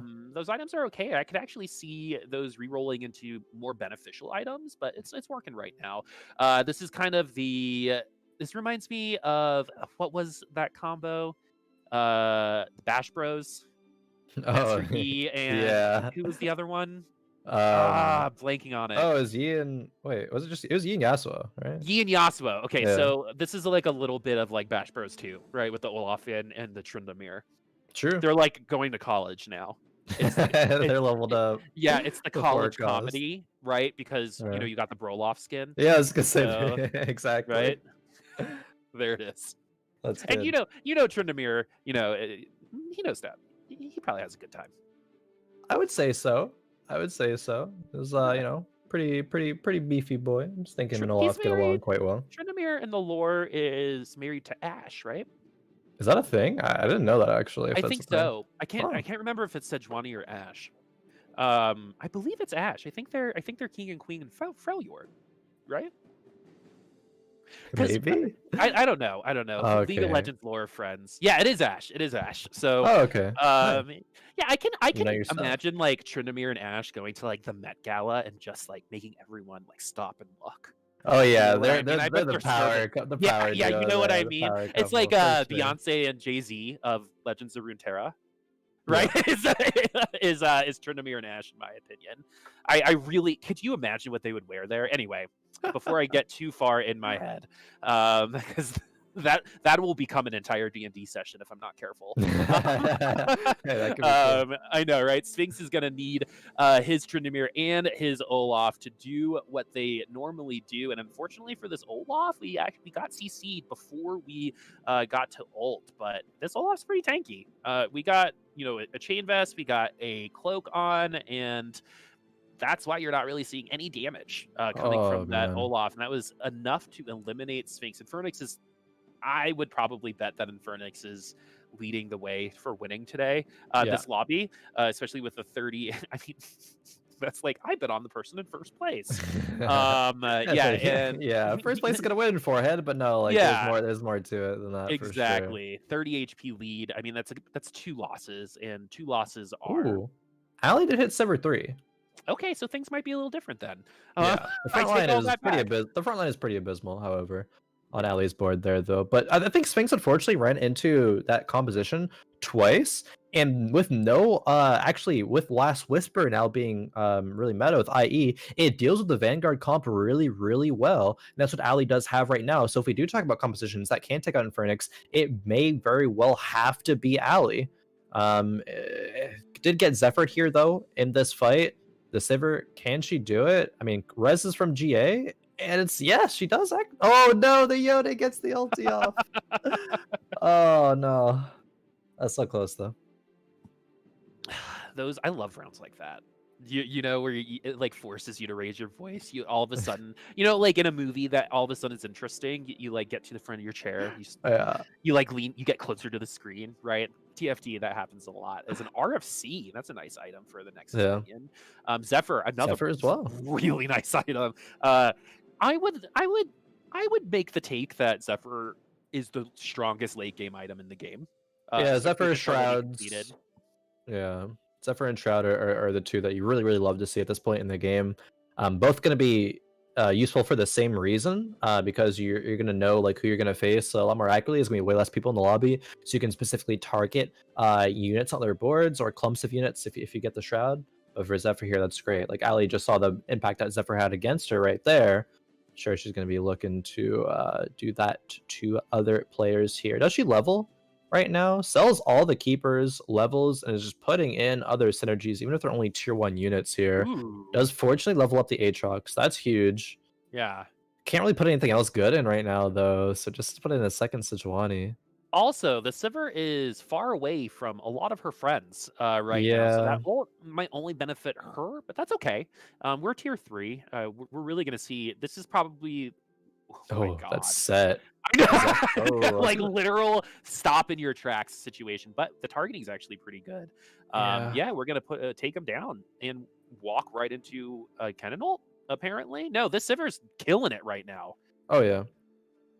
The set comes back though. Not gonna be. Oh, actually, one crit, he's dead. Yes. Yeah. Oh my goodness. Holy mackerel. That's the thing that I love about TFT2 is the GA like wait at the end, right? Yeah. It's like The It anticipation, used to the be moment. Nidalee, like the Nidalee spear, right? It used to be the way that that used to go, I feel like. But I mean, she wakes up and it's like one crit. One crit's all she needs, right? And then she got it, and we're here right now. And Contrado at 1 HP on a comp that normally would not be in this position right now. Also, Allie not running something that we normally see.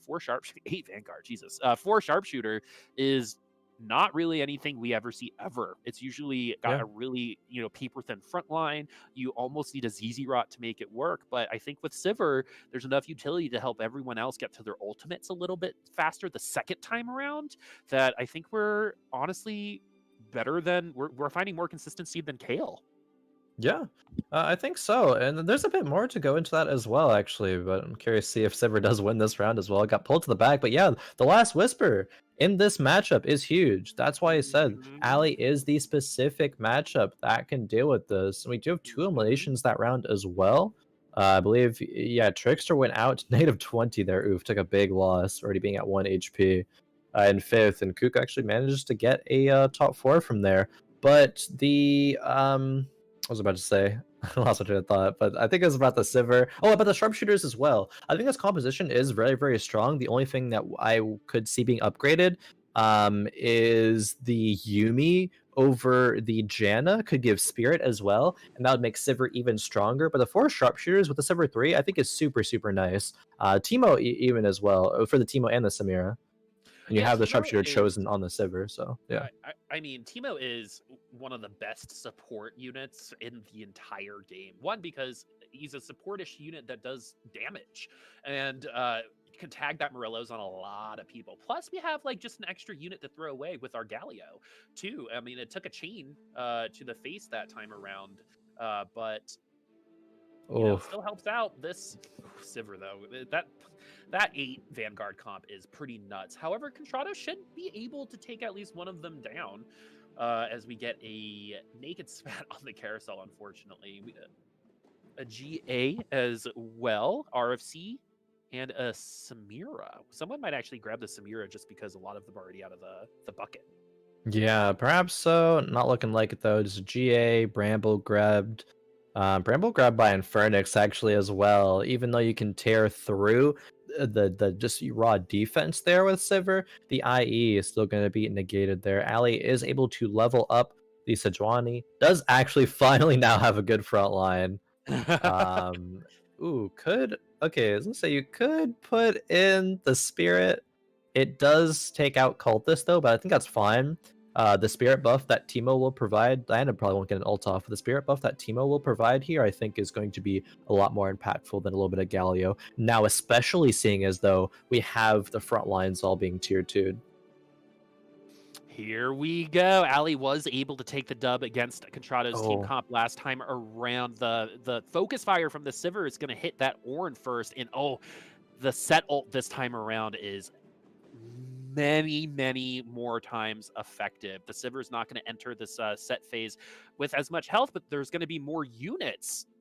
Oh, okay, we're oh, gonna get a blind, and with this Samira, it's not over, friends. And Allie gonna knock out Contrado with a pretty much a counter comp to that comp. And Allie also countered Infernix. Contrado's team beats Infernix, so that was a yeah, rock paper scissors situation, and Allie benefits more than anyone else. And she's gonna be okay with that, to be completely definitely. honest with you. That was a fantastic Zephyr as well there from the Ally. She hit the Zaya from Concentrado to basically secure the victory, I think, because that fight was just so close. If that Zephyr had missed, I think it would have gone the other way. Now it's the very, very much uphill climb here. This is doable. I think the Sivir comp can take out Infernix. It's just going to need a lot of wins in a row, so it's a struggle right now. Okay, 8 to 51. This And is, gets Zephyr. this is Mount Everest, really for Allie and getting the dub here. Especially look at all that CC, but not an immense amount of damage until the Nico ults, and the Nico did not ult the Sivir in the back line. However, I don't know how many IE Last Whisper procs are gonna they're gonna need to get through this Yeah. HP. It is gonna be. I feel like another tier 3 Nico was like the only way to get through that comp. As Allie going to get second, and we have a fabled finish in first and second over the last 2 lobbies. Yeah, no, definitely. That was another dominant victory. And I think it was it was a little bit of the high roll end, I would say, of a Vanguard You know, composition. You get two exactly. spats super early, but it was just so strong. You get the Nico 3 online as well, and I think maybe if Allie had more time or was able to get to level 9, could have contested it better. Do you need some more protection for the Sivir though? Because Sivir didn't even get to play the game there. Sivir got Zephyred and then got CC'd by the Cho'Gath, and then got pulled in by Aatrox. It was just so much. Let's take a look at our scores over the first two games here. And as you called it earlier, Boop and Phoenix is not only going to be winning that game, but it's going to be leading the points over two games for us. But tied in second, though, is Kook and Allie, both taking a fourth and a second, respectively. Honestly, pretty shocked that Concentrado is down there Yeah. in sixth place because Concentrado has played very well multiple times. Played Fabled 3 times last week. I wonder if this is a 3 week situation. Oh, no. The Concentrado is everyone is pretty far behind Sphinx right now in that fourth place position, but everyone from you know Alley up can and Sphinx up can still compete for the win overall today. Yeah, definitely so. Gonna be in well within range. Of course, even players in that fifth and sixth slot can still find their way up to the top as well. It is by no means over. We still have two more games to go, but until then, we will be having another quick short break. But then we get into games 3 and 4. Stick with us here though on Fight Night Rising.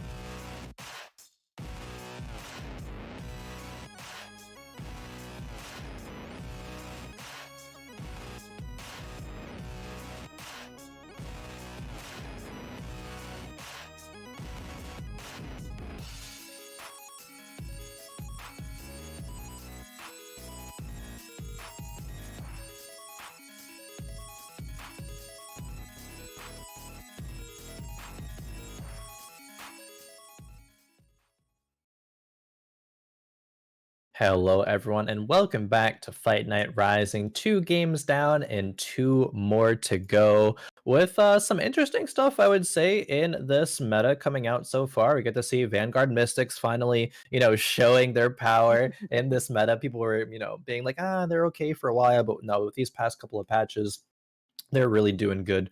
Tryndamere as well, of course. Those were the two comps that found victory in the first 2 lobbies. So we'll see if any other compositions are going to be able to join their ranks. If you're here to make a prediction, Boop, about what comp as well could find their way to a victory, besides for Tryndamere Slayers and for the Vanguard Mystics, what do you think we could see?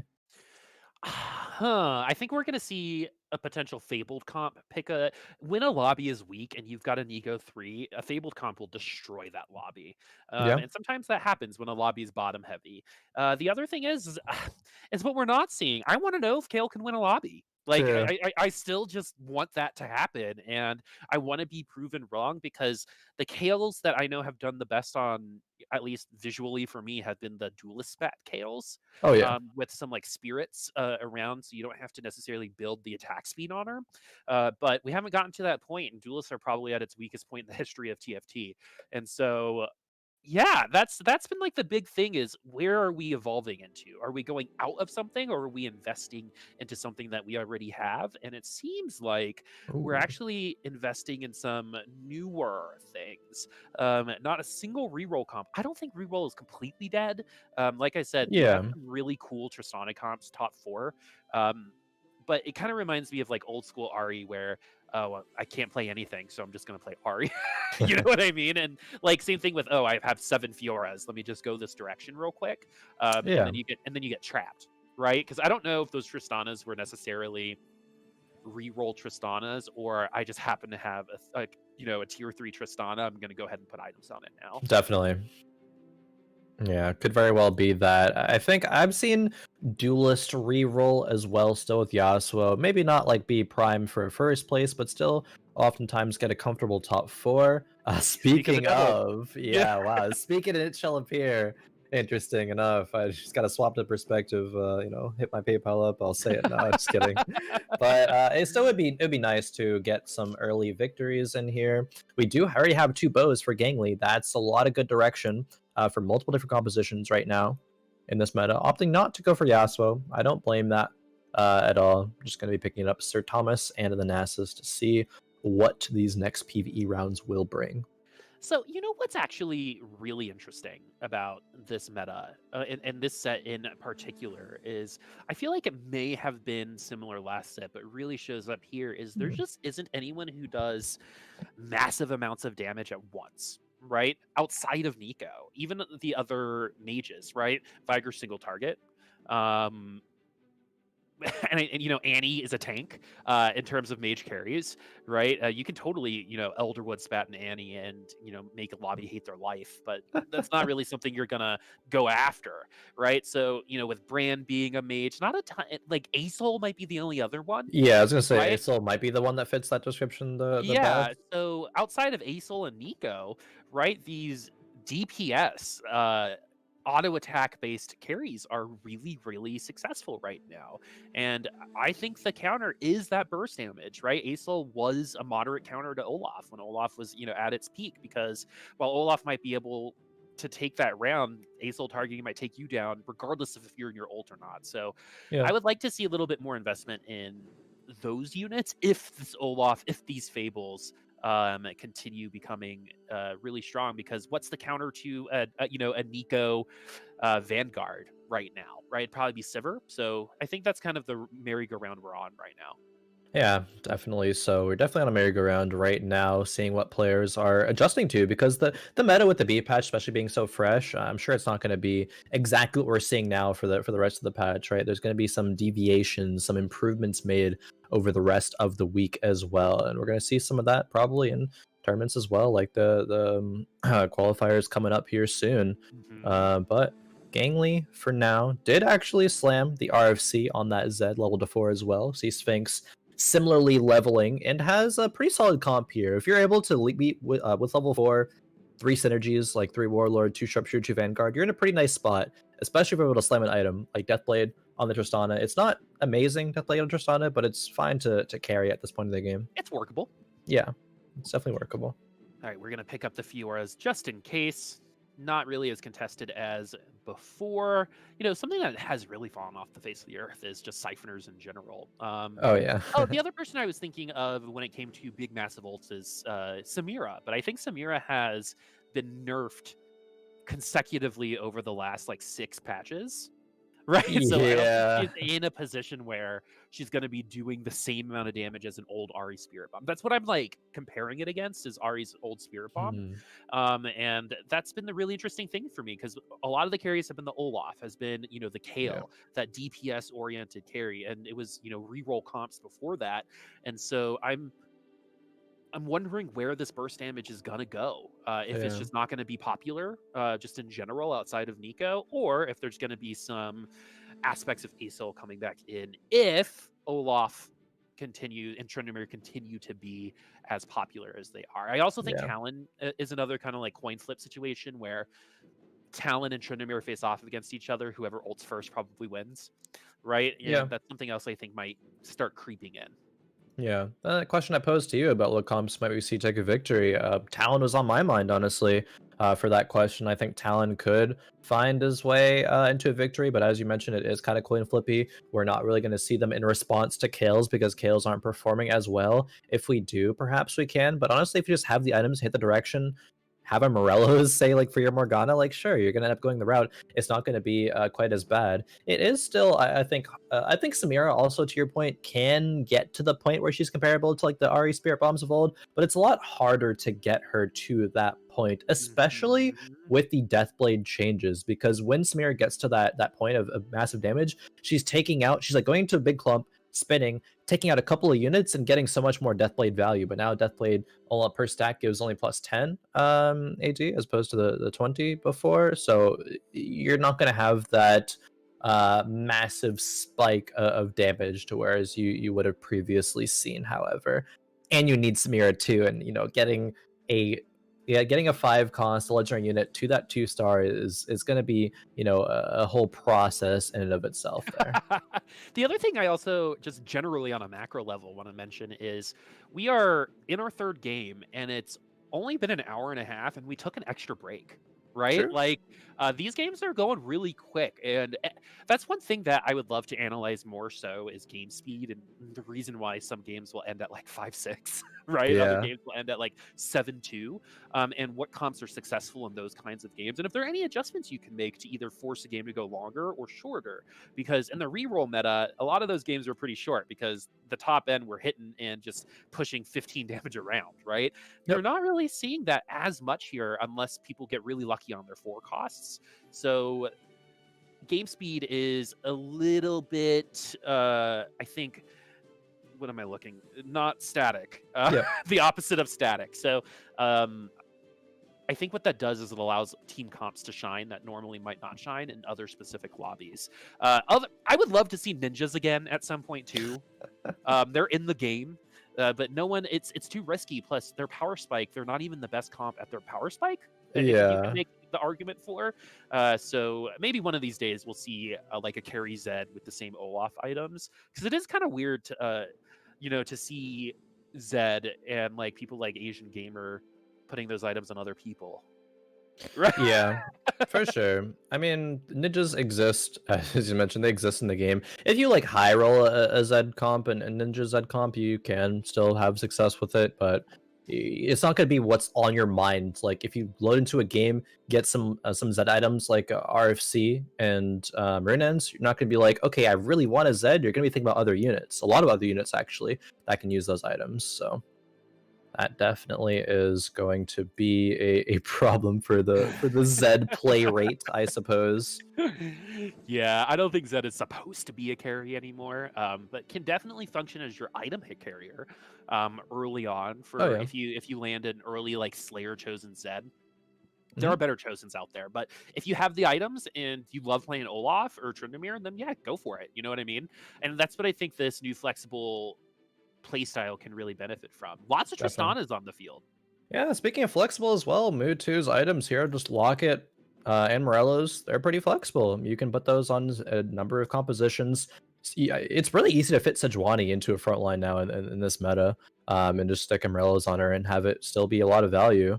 We see Tristana there on that board. We were scouting. There's so many Tristana randomly carry, but not randomly, I should say, because with the early Dragon Soul, a couple of sharpshooters, like she can still deal a lot of damage. I think it's why you were speaking on it as well earlier, with the Tristana's happening to just be 3-starred and carry throughout the whole game. Like she does a respectable amount of damage to whereas you might not realize or have realized it. Especially, like, honestly, usually my, like, fun team comp situations are, like, LP donations. I'm kinda, like, trying to trick you to give me LP, but this one for real is super fun, which is IE Jeweled Gauntlet Tristana, because if you are, like, a death by 1,000 paper cuts type of player, or someone who likes that kinda style, like Kuribo from Yu-Gi-Oh! Or something, right? It's, Yeah. that will make you very, very happy because her bounces can crit, because of the way her ult works. So her bounces will crit, and they'll crit over and over and over again. All of a sudden, everyone is dead. And if you are going to be running something with an unusual gauntlet anyway, right, which Dragon Soul can take with an A Soul, Yeah. it's fun to try out. Like, it's honestly a super, super fun comp to kind of just like sit back and laugh at. And it can top 4. So it's also not awful. Right? Like all the other suggestions I make. Yeah, at its low point, it can be, but no, it definitely has potential. Definitely has potential there. Yeah. Oh yeah, Gangly was the Okay. one. Yeah, so the Lucky Lantern also we didn't touch upon it this game as well. It gave a bow and a item remover, and that's great if you're looking at what Mutu is scouting there with Gangly, because Gangly has an RFC and a Runeads already on the Zed. Now, will that? Oh, speaking of the matchup, it's happening right now. Will those items stay on a Zed? Will we see an actual ninja composition? We could, but we don't have to. It could just be item removered or just sell the Zed in its entirety. But it's doing well for Someone, now, I think. yep, Actually, I someone's gonna speak have too to go to soon. the It's shop. nope, it's not doing well at all. It is not doing well. The Tristana doing okay, Yeah, more so than anything else right now. Um, Attack speed on the Tristana is another really good item carrier. You can put any Kale items, Olaf items, any of that on the Tristana if you happen to roll into a tier 2 Tristana pretty early. And then if you're a madman, you can try the tier 3. As we go to Trickster 007. true. I feel like Trickster would like my little teacup with my espresso. Um, Maybe. I know I like maybe it. it'd be thematic. But 007, looking at this Callista finding a lot of popularity too because legitimately perfect Olaf items to carry, or Tryndamere items as we've seen already today, Yeah. and also one of the stronger tier 1 units early on. We're already kind of past that, but the tier 2 can definitely take you to 4-1, 4-2, 4-3, even further if the lobby is weak. Yeah, she gets or she did get undervalued, I think, previously, just a bit too much. Even right now, on 3-3, like, we're seeing the Callista value. Nothing's going to be able to deal with her, so she Yeah. just output, like, 4.1k damage over the course of that fight. And the fight did seem kind of, like, long-ish. She fortunately didn't get targeted. She could have gotten easily, like, one-shot by something else, but she didn't. And, you know, sometimes that's all you can really hope for. And she will still do the damage at that point. Yep, did more damage than the rest of her team combined, doubled. Yeah, So, I mean, putting just a tier 1 unit, right? A tier 1 unit putting down 4 to 9k damage is huge. That's a ton of value. definitely. And still could go into playing 6 cultists. There's 4 on the board now. Has the Elise, so just needs to find one more to put that online. And I think if they find another one, say like a Sivir or an Aatrox, that's just definitely going to go in there. Did actually fortunately get an Olaf off of the carousel, and it already has half of a GA. We could have an Olaf in right now with perfect items. With Runeans, even though it got nerfed a little bit, it's still going to be good. The Runean's Deathblade GA there.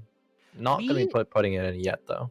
are fortunately in a position where we don't need the Olaf right now. So TF we are feeling okay about that. Contrada having a rough day today, by the way. Yeah, I think I don't want to say I see why here, but we're going for reroll TF and Brand to the 3-star right now, and we're at 33 HP on 3-5. Like that's very, very, very low. Whew, man, this Callista is really proven its worth because even if we lose, right? Callista has at least taken, I think, was 3 units off the board, right? And you never know if, say, Trickster is in a 4th and 5th place situation and we have, 8 more HP than the next person. It's because of that round, right? Yeah. So this Callista, though, at Callista 2, will win those rounds for you. The other thing that we would love is an RFC, but the other thing that also I think they would love to see is a Sivir, because Sivir gives people attack speed. And what does Callista like but never get? Attack speed, right? Like something like Yep. a Rage Blade. So the Sivir is going to help that out as well. The synergy there is very, very strong. It kind of reminds me of like Azir Kale in that way, where Kale gets her her auto attacks off, and Azir keeps pushing people off like as protection. Sivir and Callista have that same type of kind of duo dynamic, in my opinion.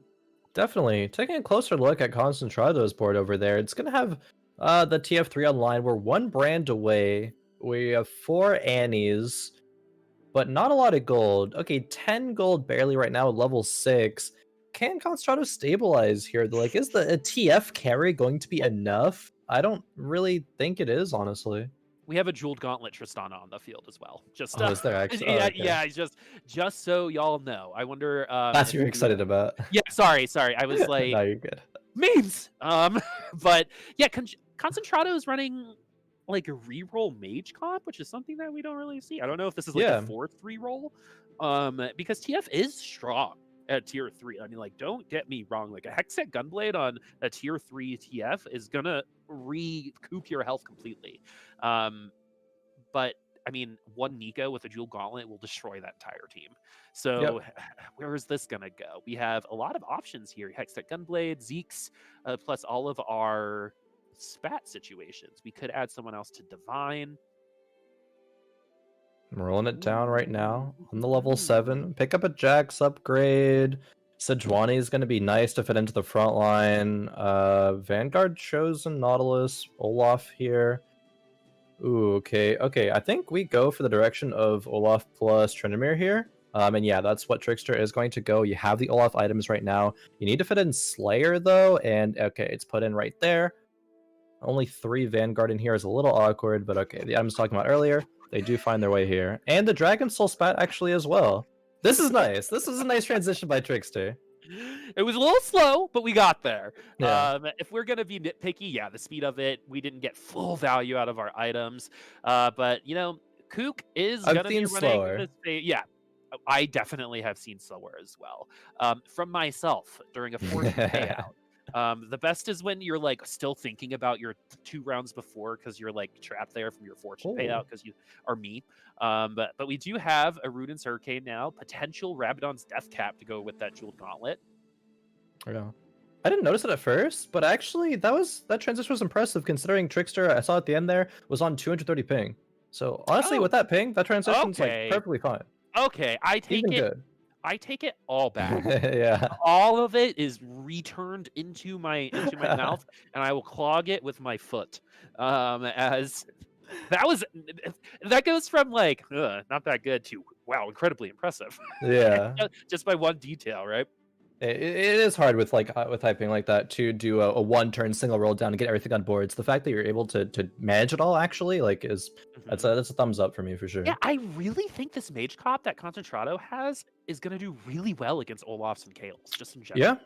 So it depends on if it's been too long, right? 33 HP. We'll see, but we're on fire. So that we got a fire sandwich right now. Allie doing the same thing that Allie does every single lobby. The other person who plays like this, I feel like 2 people, DQA and the Jirachi, love playing this way too. And Allie's probably in a top 4 situation. It's unfortunate though, because whenever you see a 92 here, you can kind of assume that maybe we got some lucky wins and the comp's maybe not as strong. We'll see here though. We are at 50 gold, chosen Elise with a Thief's Club. What an item combo. That's actually not bad. Especially with the Mana Reeve. That's going to be that could potentially be a game changer. Potential here. The Nico is still alive. So 1 more ultimate probably will seal the deal here. And yeah, it looks like it. Allie's win streak will come to an end. But as you were mentioning, Allie's really, really good. We see her so often pull out this win streak. And players, you mentioned DQA and the Jirachi as well. I think GV8 is another Yeah. who does that time and time again. Just really, really good at playing early game best board and securing it to at least a top 4, which Allie has gotten to top 4s so far. We're going to be looking for more here. The Concentrado comp, though, I'm so curious about it. And my worry, if I had one worry here, because I do agree with you, I think it will do well at dealing with the Olaf compositions, is that if the TF cards troll a little bit, but we need to get it to a point where it's actually okay. We need the Aurelian Soul items online as well, and to find the Aurelian Soul too, because Concentrado spent so much time rolling down for those for that brand and the TF. It's gonna slow down your leveling up a lot, and if we don't get that Aurelian Soul 2 online with the items, a couple of bad losses, we're already at 33 HP. We could be going out in like that awkward 5th, 6th range where it's like, oh, I could have done better, but I still was on a win streak for a while, but it didn't matter because my early game was just like so poor.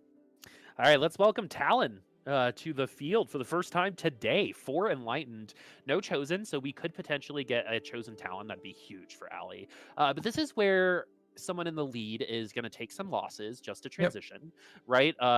Makes yourself a little weaker so you can get a little stronger a little bit later. So you're kind of a pivot's a little bit like a soft reset on your comp, or a hard reset depending on who you are or where you're going. But that reset does tend to have you take a couple steps back so you can take 3 steps forward. And this was like a really good example of a player in the lead understanding that they're probably going to lose. They have the HP to lose, and just because you're winning doesn't mean you don't, lose streaking isn't a good idea, right? Yeah. Because it's a really great way to get your economy back, especially since everyone else is stronger now.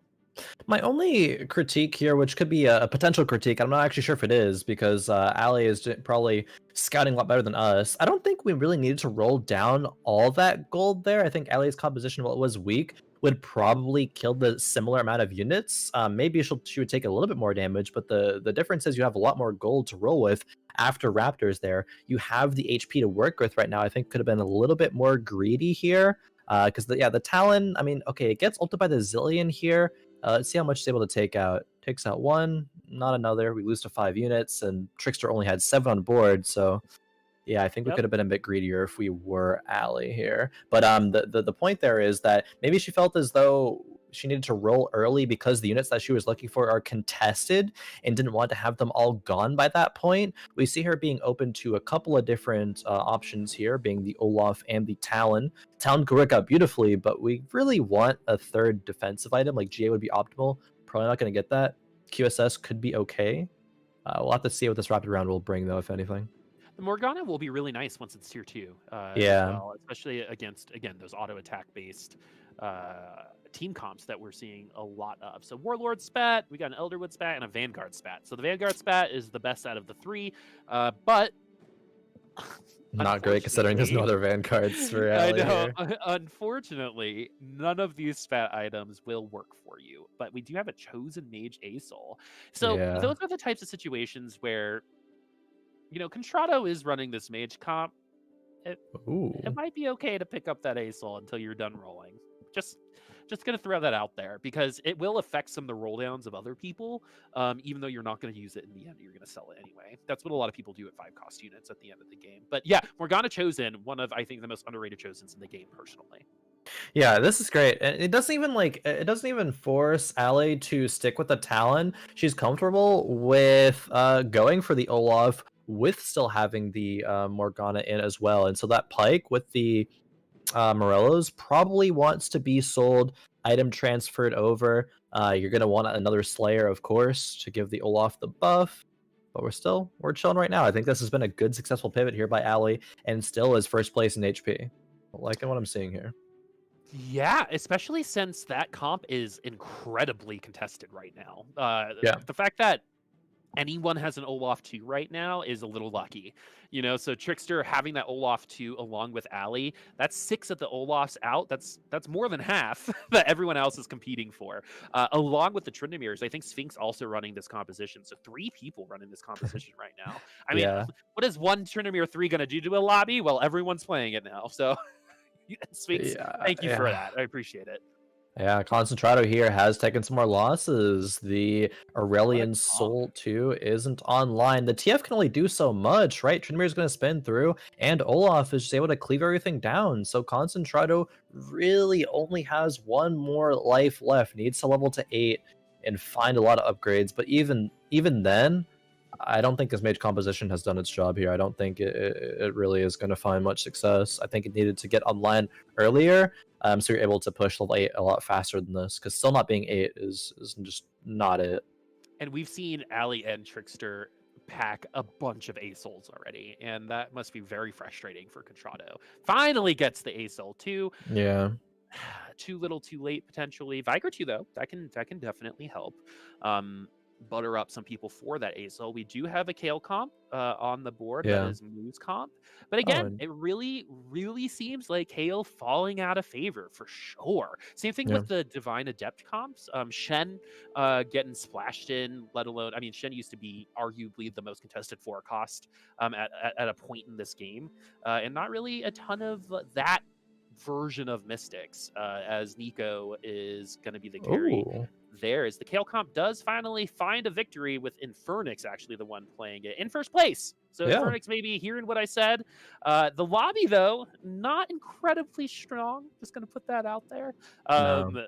But very close. Exactly, super close. We have 2 Kale comps, 2 Olaf comps. We have the reroll mage, a Zed composition as well. Actually, Gangly running, sticking with the Zed, and is at 2 HP because of it. So maybe we don't see ninjas in the meta really for a reason, unless I was mentioning, of course, you like super high roll it, but it wasn't really a super high roll, even though it seemed as though it was. There was an early Zed too.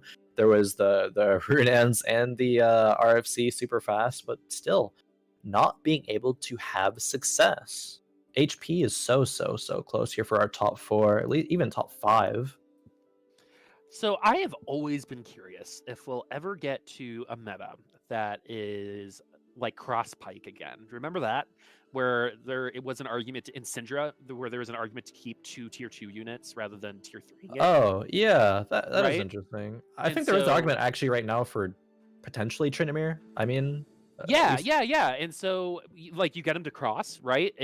That's the type of things that I think we're still yet to really experiment in TFT in general. But I'm really curious to see if that's ever going to be a thing again, because I'm seeing these 2 Sejuanis, and that's gonna be tough to beat, especially if they both get ults off. That's a lot of yeah. CC throughout the entirety of the map. But And that's all I needed. The yep. Samira can only do so much. Gangly gonna go out probably in 8th here. Unless Contrado loses by a lot. Sphinx falls. Will Contrado be able to right the ship? Yes! For Contrado now. does win out. ASL 2 strong unit, as we still have a Shen. And so we are going to move the Shen into the front line for our 4 Mystic buff. This is actually a really intriguing little bit of a transition, because I can almost guarantee you this was not supposed to be a 4 Mystic comp based off of what No. we're seeing on the board right now. It's still good though. All right, should be back now. Just had a bit of a hiccup there, but we should be fine.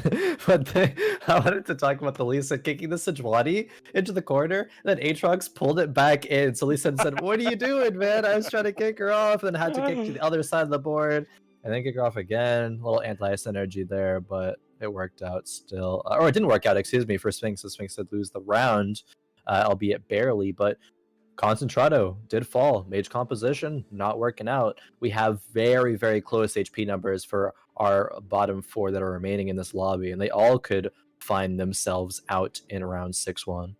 If that Concentrato comp comes online earlier, Yeah.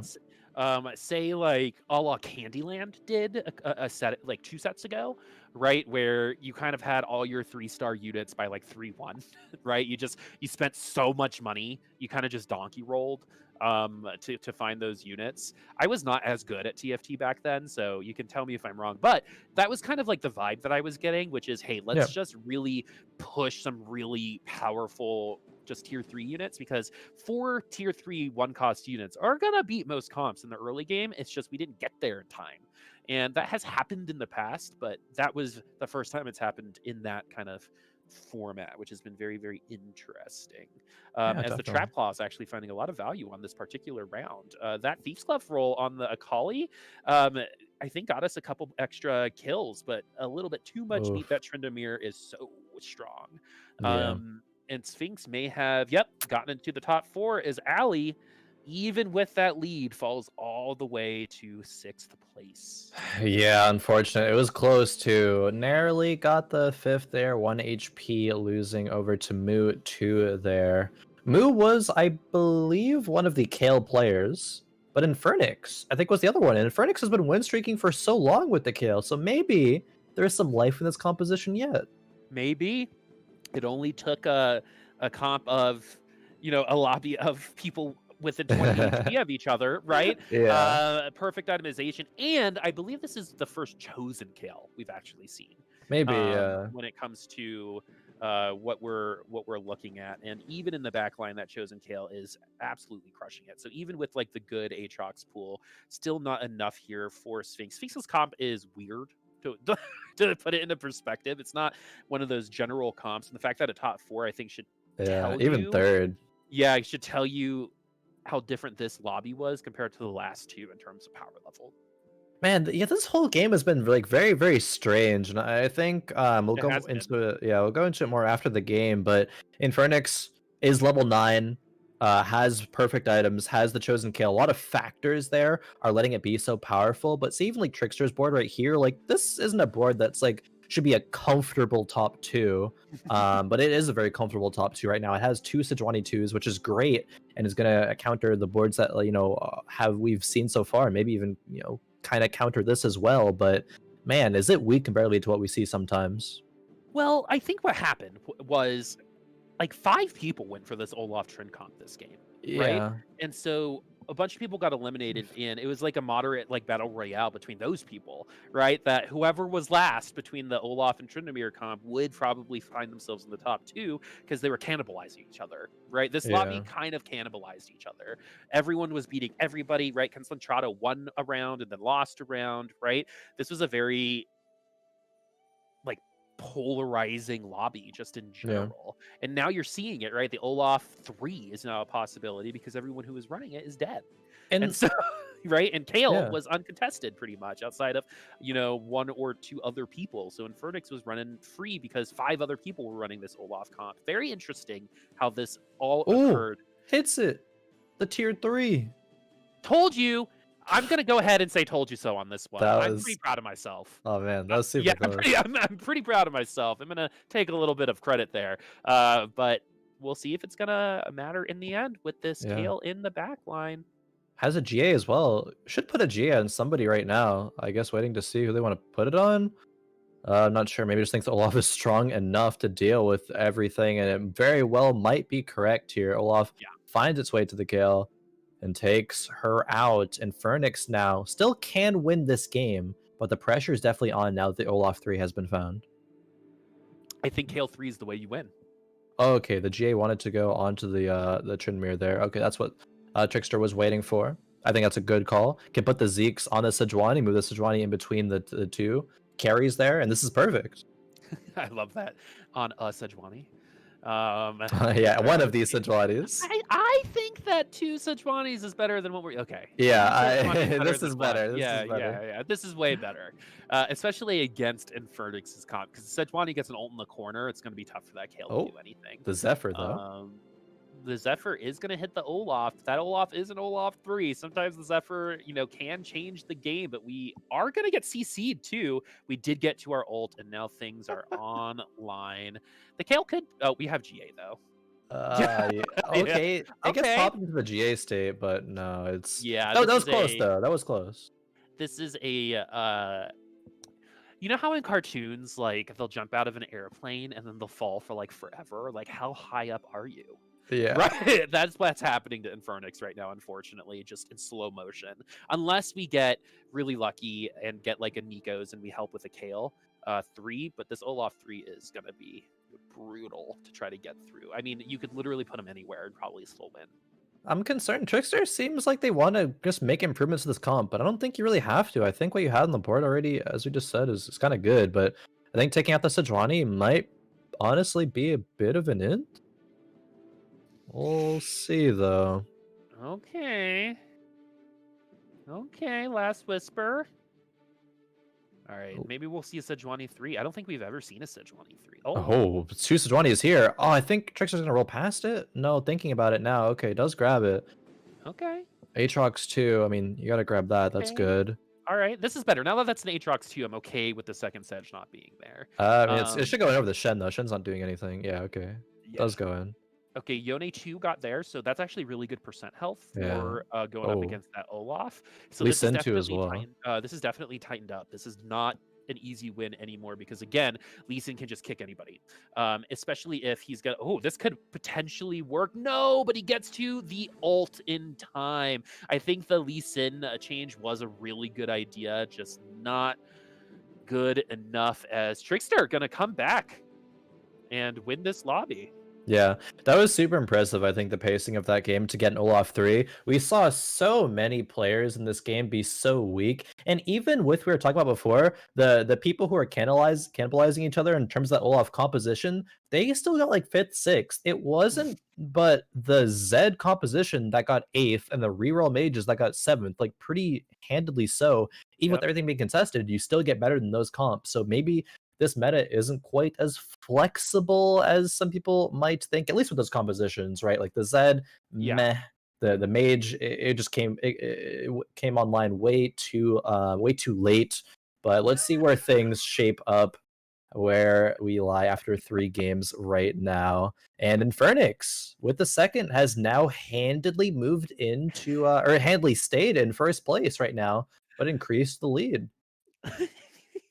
With Kale. I hope he calls me. Oh, he has. I see it. I see it in the chat. What's going on? I've been called out, and I know I'm bringing it all back. It's going in the mouth, friends. Next time I do it, I'm going to actually put my foot in my mouth, maybe. Yeah, I you're that love being flexible? 10 years ago.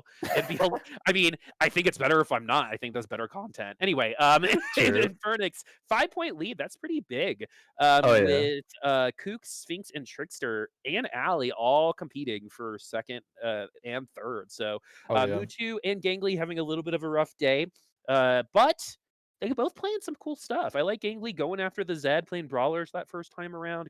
Concentrado, I think, is honestly the biggest surprise here. I love the way Concentrado plays, just in general. I think the first time we casted him, I was like, man, this guy is, I like seeing this guy play. And it's always been Yeah, a mystery since we don't get the first person perspective that often with them. But the big thing there with Concentrado is just inconsistency, is usually always in the top 4 at all times during the game and just hasn't really gotten there this time. So maybe having a little bit of a rough day. yeah. But Kale could get second, friends. That is with a little bit of an awkward lobby when a 4 Mystic Shen carry comp gets Yeah, gets fourth. That's kind of a gift. And so we'll see if that same Kale comp could be as successful in a stronger lobby, but you've got to give you got to give credit to a lot of the adjustments that were made there with a lot of these players, because the big definitely. thing about Olaf 3 there was all of the Olaf players died at around the same time. So all of the Olafs entered the pool at the same time, which I think helped us get to Olaf 3 as well. Yeah, And Kale was uncontested outside of one other person, and that usually doesn't happen. And this is what happened. And so it made it pretty interesting too, because if that Lee Sin was able to get that first ult off, it would have taken forever for that Olaf to get to the back line. So yeah. it wasn't a for sure thing, but that was by far the best Kale comp we've seen today as we enter our fourth lobby. Definitely. It even could have one as well, if not for that pesky Olaf 3 being found. Then Olaf 3, I mean, I said it before, I'll say it again. I think it was very, very well played by Trickster to get that on actually online, because a lot of specific things, right? Wait for all the other Olaf players to fall, save the Nico, and then have the exact amount of gold to roll with. Like they could have rolled for something else before, but they didn't. Kept sticking in with the couple of Sejuanis as well, as opposed to pivoting out of that. I think that was the worry, but they did end up still sticking with that. So good identification there of what's going to be the strongest board, what's actually going to be dealing with the Kale, and honestly just dealing with the whole board, because 2 Sejuani 2s, that is literally like a fabled Cho'Gath ult. It's and maybe even stronger because you can overlap the CC sometimes on even more important units. Yeah, Or not overlap, but like chain, I guess is the better word. Chain the I'm CC. legitimately gonna lab two tier 2 Trendemirs with full items. I think that could be incredible, Yeah, especially I think with so too. Slayer 3 being pretty strong on him particularly, based on how his ultimate works. Because he's gonna get 3 automatic crits. That Slayer bonus is gonna hit you much harder than some other people that are gonna be doing consistent damage, like Zed or Olaf. But Sphinx been one tricking this Olaf comp, and unfortunately, because of its success, or Tryndamere comp, actually, to be completely honest with you, because it was so successful, more than half the lobby played it last lobby. So I wonder what adjustments are gonna be made for Sphinx, because Sphinx, I think, has been the most rigid in running this comp. Definitely.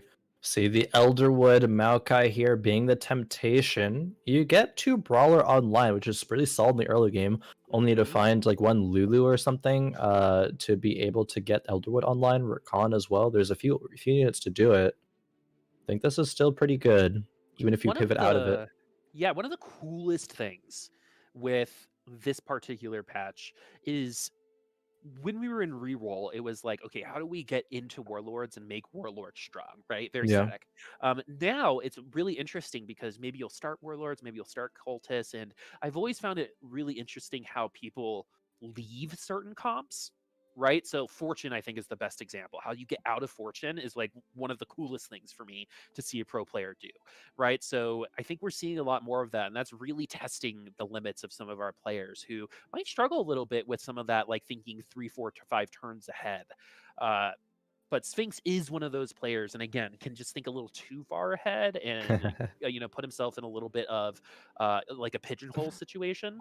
Yeah. I think that happened last round with the Mystics, honestly, because we forced Olaf so hard, we had to adjust because again, everyone else was running it. Thinking too far ahead, that's a concept. But no, I definitely think there is a lot of weight to it, honestly. And some players can fall into those traps because sometimes, as well, with that line of thinking, you think too far about what's the transition in the future that like you don't improve what you have on your board like right then. There's so much you have to do in TFT, right? Every single round, you got to scout. Got to think about what's in your shop, how to improve your comp, what you're going to do in a few rounds, what you want in carousel, what items you're going to get. Like there's so many elements to it, right? That's just a few of them that I think you're definitely right in kind of pointing that out there. What Sphinx has going on right now is fun. I think Sphinx could also definitely benefit from considering to make that Runeans. It is very early, but Runeans is a pretty flexible item at this point in the game. I wonder really what he's going to want to build after this stage 2 carousel. Prudence is probably the best spot it's ever been in terms of power level. Yeah.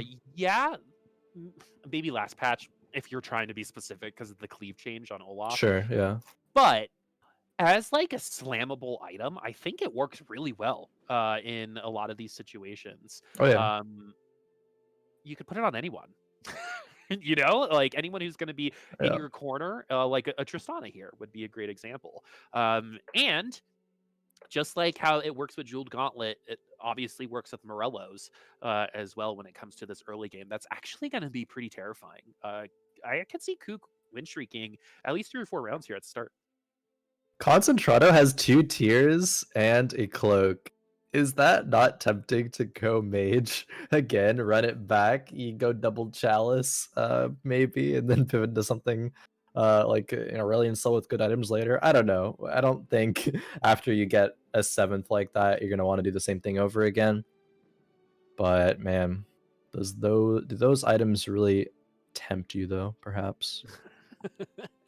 What is like the most tempting item for you?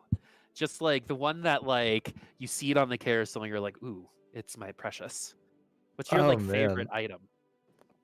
What is my tempting item? Probably, I would say either IE or RFC. Both of those items I like really enjoy the concept of because like it's such a key item on maybe an IE not too much anymore, but definitely with Talon coming back into it, something that I'm definitely excited to play with and experiment with more. And you definitely want the IE on the Talon, right? Like it's so huge. Yeah. RFC as well, like for a KL, and you can make it work on others as well. I actually found myself the other day playing Zed. I slammed like RFC. I found a Zed, and I'm like, what if I just stick with the Zed? And it went about as well as Ganley did last game, to be quite honest. So, yeah, That's it was great. too tempting. I love me some like I have an affinity to like bad things. So like when a tier list comes out in a fighting game or something, I will go to the bottom of the tier list and main that character. And I do the exact. so I look at the top and I made that character.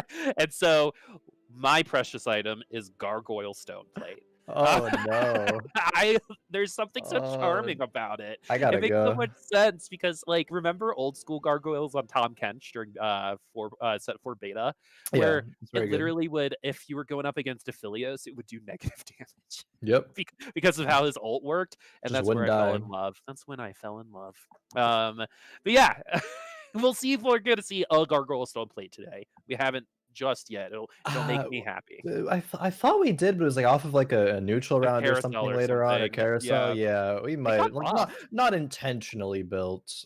Let's say that to say the least. Definitely haven't seen any of those. Um, Um, so another really cool thing that we saw on Monday that we haven't really seen today, and on when I say Monday, I'm talking about the NA qualifiers. yep. That are going to be happening tomorrow, by the way. And it was the fact that we had so many just like openings.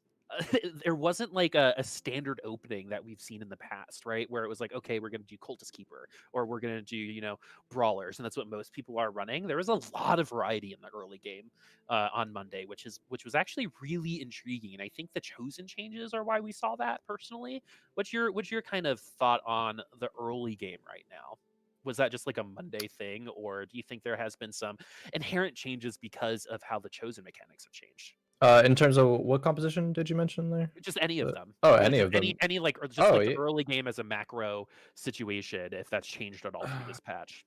Yeah, I think so, and I think there's definitely a lot more to explore there. Honestly, I couldn't. I'd love to sit down and break down like exactly. I think the impact that it has, but I need to look into it at a bit more depth because it does change, if nothing else, the pacing of the game. Right, being having the guarantee, I guess, to hit a higher frequency of chosens. I think you were describing this concept earlier. It makes it you want to be more liberal in like picking chosens up and then selling them. So in terms of the early game, you can be also a bit more greedy when it comes to passing up a chosen. Say like we saw, a chosen being passed up earlier. That was like the duelist Yasuo, because I mean maybe Mhm. you don't want to re-roll it, of course, but we want to get ones that give me that early power spike, and not only that, but let you get into the mid game into a comfortable transition point. A lot of players don't want to pick stuff up that it's going to be hard to transition from because you're going to lose a lot of HP if you get kind of unlucky in that area. So I think there's definitely a lot of changes there, and when players start to really get used to them, we're going to see, I think, a definite meta shift, or at least pacing shift in the game from there.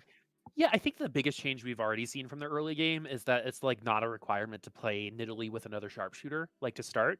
Yeah, And stuff like that is where we're seeing some changes. We are seeing the Tristana openings, but we're also seeing the Brawler openings. A lot of Sir Thomas, when it comes to the early game right now. So, um we haven't really seen a repetitious opening so far in any of these lobbies, to be honest with you. We've seen a lot of variety in the early game and then less variety, I think, in the late game, which is interesting when you kind of think on that.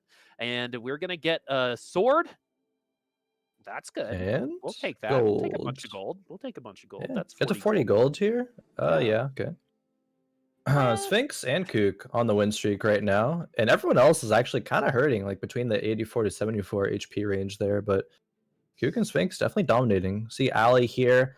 Allie, okay, actually opting to put the Yasuo in between the keepers. It looks weird, but you're going to be getting more shields actually than if you were to put Yasuo separately. But Allie, once again, with this IE Last Whisper combination again, will it find its way into a Sivir, or will we see like a Trinity or something? The options are open, so not quite mhm. sure as of yet. But no, actually moves the Yasuo. I think there are some things in life that you're just like, I know this is better, I just can't. You you know what I mean? Like I've definitely done that before where like Yeah. I think food combinations is where like some people draw the line, which is like, okay, like I'm sure this is good. Right? But Like what? I'm really curious what example you have in mind, if you do oh, have one. I do. So I apparently thought in so. in in Spain, it's very popular on your birthday to have a Nutella and like salami sandwich. Really? Yeah, and everyone I watch on YouTube try it say it's really good. So it kind of makes sense, like salt and chocolate, like bacon and chocolate is good. So I can kind of see that being a thing. Another thing that Hmm. apparently is really popular is pickles and pesto. Pickles and pesto. Yeah. Oh, bananas Like, and pesto, not pickles. oh, Bananas and bananas pesto. and pesto. Okay, Yeah, that's that's significantly another more strange. like European thing that happens, but apparently is very good. Hot dogs and peanut butter is another one apparently, and all I think of is salt. But You I could be tried it, making these up, and I would have no idea. I've just and I never heard of tried any it, of these. not awful actually. Wow. Hot dog and peanut butter, not awful. Just like this comp. Um, Yeah. that transition. But yeah, the big one was like the Nutella and like mortadella, I think is what it is on a sandwich for your birthday. Yeah, just for a birthday, that's a very specific thing, but Yeah, it's like I'm Korean, and so um for our birthday we get like the seaweed soup.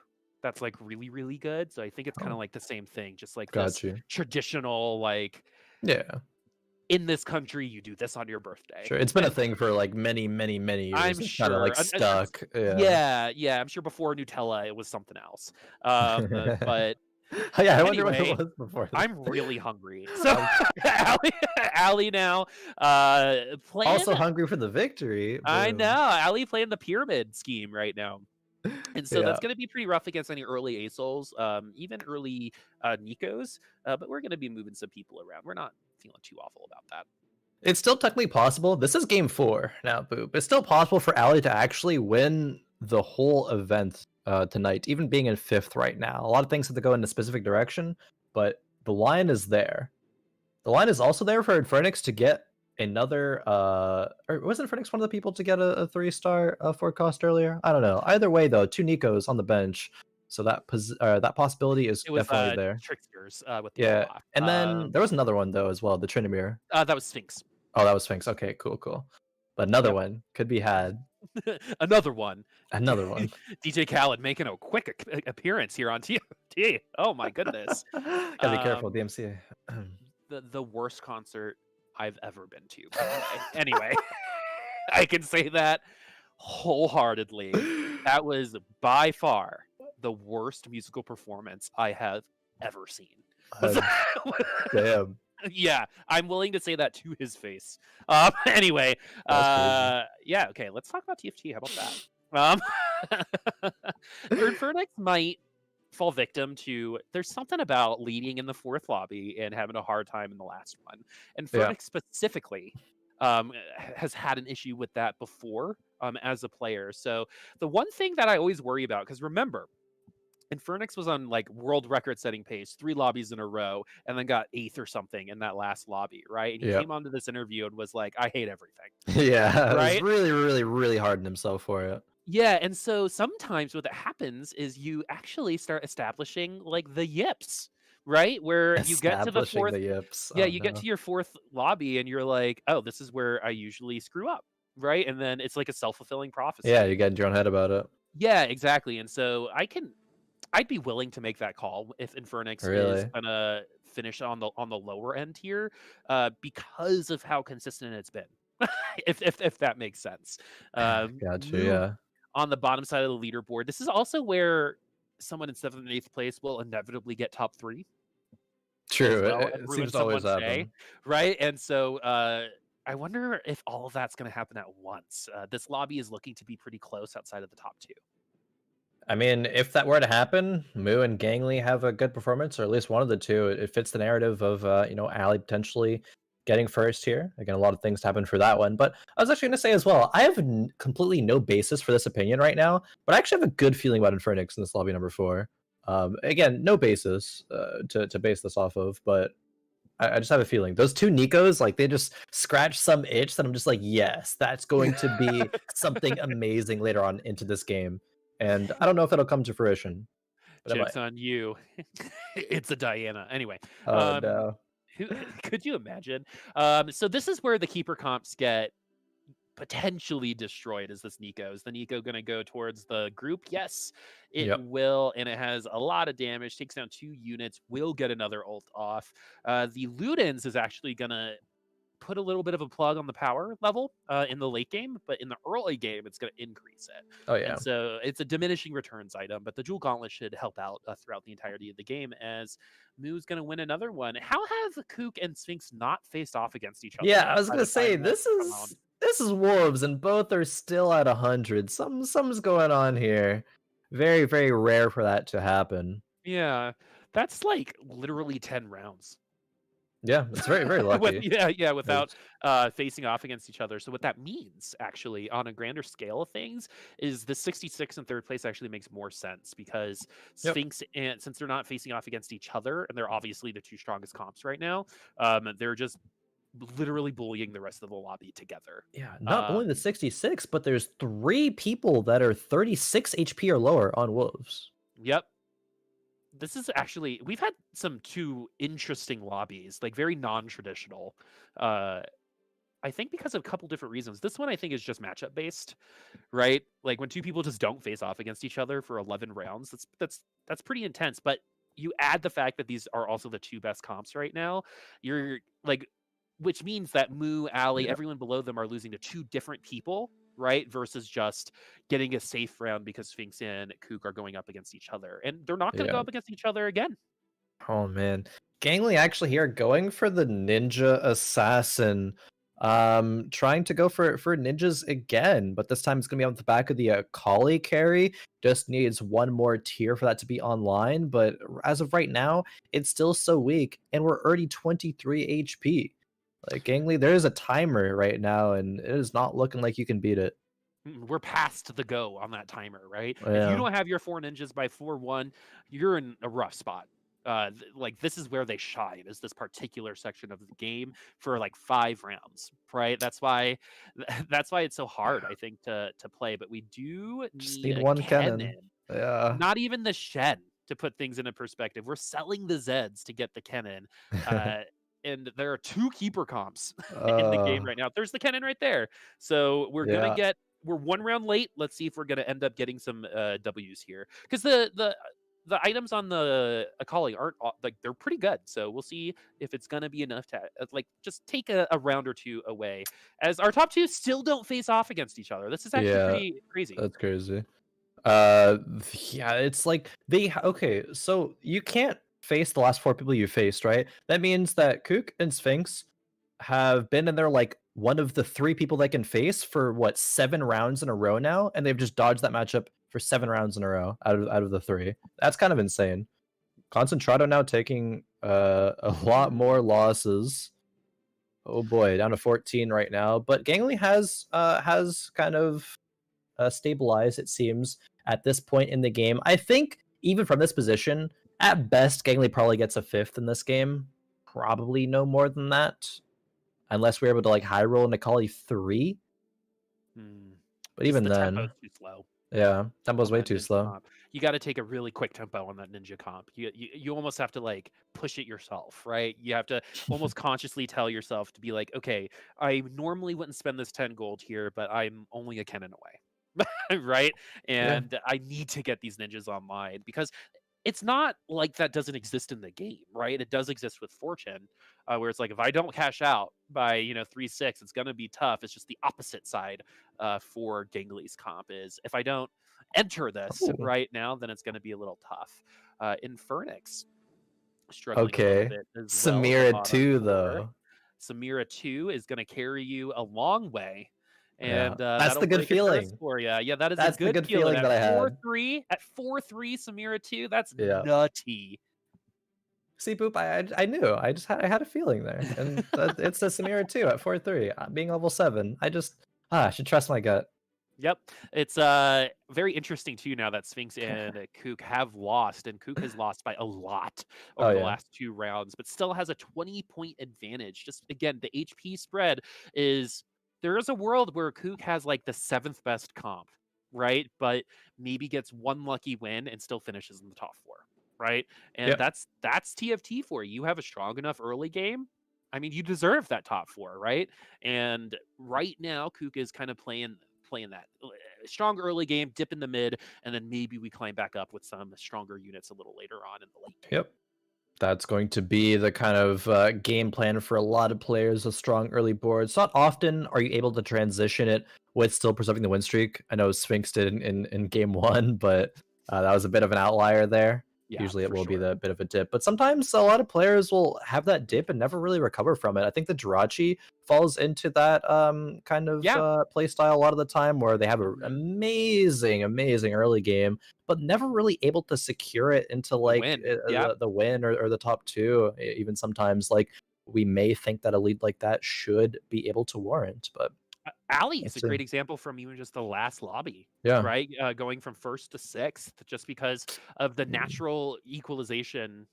Is that a word? yeah, At like 5-1-6-1, right? Where all of your comps are all of a sudden powerful, right? You're not really talking about power levels anymore because almost every comp has reached it. Now you're talking about like meta, right? And tier lists, at the end is okay, we're talking about counters now. And this lobby, I think, just got a little unfortunate RNG with the early game, as everyone is just like doesn't have a ton of time to pivot or change anything. Everyone's kind of yep, locked in from Allie and below right now because I'm sure they're probably spending a good amount of money too. yeah. I think so as well. Almost the whole lobby is at 30 gold or below. Hmm. Oh man, Gangly at 12 HP. Gangly actually didn't get a tier either from the carousel, so they had to slam a Hodge on the Akali. And now, from what I said, was a fifth at best. It's probably like a sixth at best, maybe even seventh. Like, I don't think that can survive for a long time. Allie going into Talon yet again. I mean, those are good Talon items. It doesn't have the tier 2 quite yet. And she's rolled down all of her gold. So all of a sudden, this is looking like a bot 4 if we can't recover soon. Of course, we beat Trickster because Trickster was very weak, but not being able to go 8 on par, not a good sign. Constrado taking another loss as well, drops to 1 HP. Yeah, Infernix is gonna get a top two most likely, just by actually maybe Sphinx and Kook have enough time to catch up to that Samira 2. Yeah. Sphinx may be running Fabled because there was a Cho'Gath too. And Cho'Gath and Fabled can go into Slayer no problem. It kind of reminds me of what was it? There was like an old comp where you would just run like these three and then you just do whatever on the side. I Yeah. forget I forget what it was, but that is definitely the vibe I'm getting from Sphinx right now. You have your three Fabled, you invest in that. You don't necessarily need the synergies for Hunters is who I'm thinking of for Oh, the yeah, other yeah. one, where you just need the Hunter proc as opposed to the other synergies. Now with Sphinx, you got like the Fabled, and you can kind of go wherever you want after that. Like you could do three Fabled, three Slayer, three Dragon Soul. That is a possibility. Trickster on 2 out of 3 Dragon Soul right now, probably. Okay, actually puts in the Vanguard, has the Vanguard spat, so puts that in on the Annie with the Sejuani there. And okay, so we're pivoting away from the Fable there, the Cho'Gath, and yeah, it's gonna be a Tryndamere. And I actually love to see 2 Tryndamere 2s right now. Like, this is the perfect scenario for it. We have the items too. Like, there's the IE and the Runeans Right? there. And where's that going? I mean, it goes on Samira, but I'd love it to see it on another Tryndamere. Yeah, you probably find more value out of that second Tryndamere, right? You have to wait for the Samira Yeah. a Oh, little bit later. Gangly. As Gately gonna just man, I don't know if I like that transition to be honest with you. I mean, like I get it, but selling a Cho'Gath too, I'm not sure I if I would have mean, done that.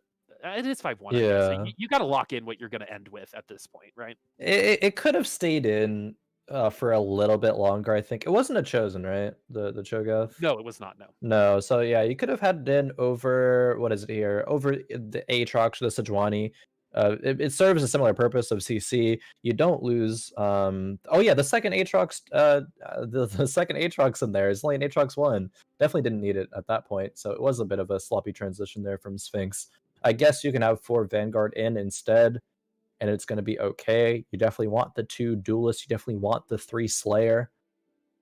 The And we have Sharpshooter as well, I time. suppose, for the Samira. And yeah, we do Yes. have time because it's 60 HP, yeah. Yeah, Sphinx has got time, right? This is what that early game lead can really help you with. It's like in the late game, if you need that time and you struggle in this part of the game, you might want to do one or two things if you want to get better, right? You either need to focus exclusively on the early game and just understand what top fours look like, right? Or you are okay with losing at this point in time and you pivot out of whatever you're doing, right? And play something that you know is going to win a lobby. And that's what Sphinx is doing because he's got time, right? He's got 2 more rounds that other people just don't have because Kook and Sphinx literally destroyed the lobby for 6 rounds. That was 10 rounds, 11 rounds. Even Those more, aren't it just random. keeps Yeah, going I up. know, right? It is. Those aren't random numbers, friends. Those are just when I saw things happening. But yeah, Concentrata Oh. 1 HP, Gangly 12, Moo at 17. That's all because of the early game. And Phoenix without a Samira 2 would 100% be right there with Gangly and the rest. But we Oh did get yeah. the Samira 2 to kind of put ourselves into the conversation. And I think we have a stronger comp than Kook right now. Yeah, we're at our top 6 right now as Trickster and Allie unfortunately have fallen.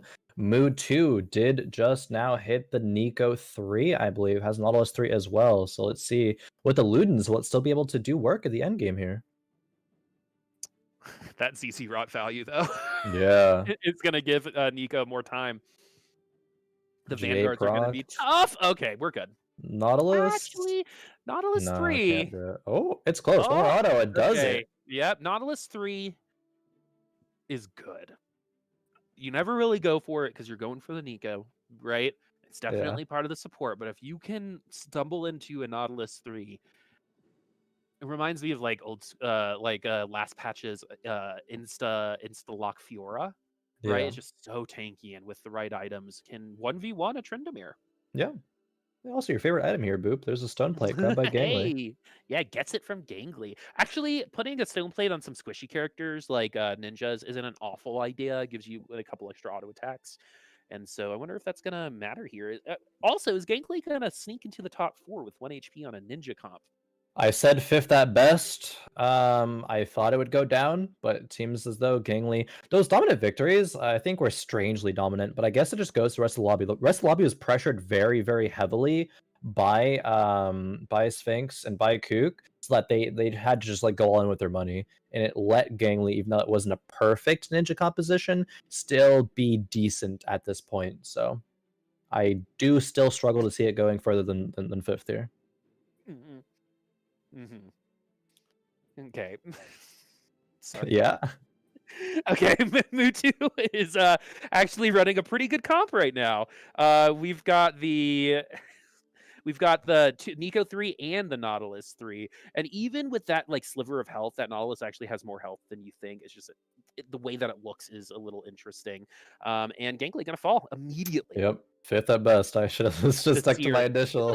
Yeah, we gotta go do some like preds or something.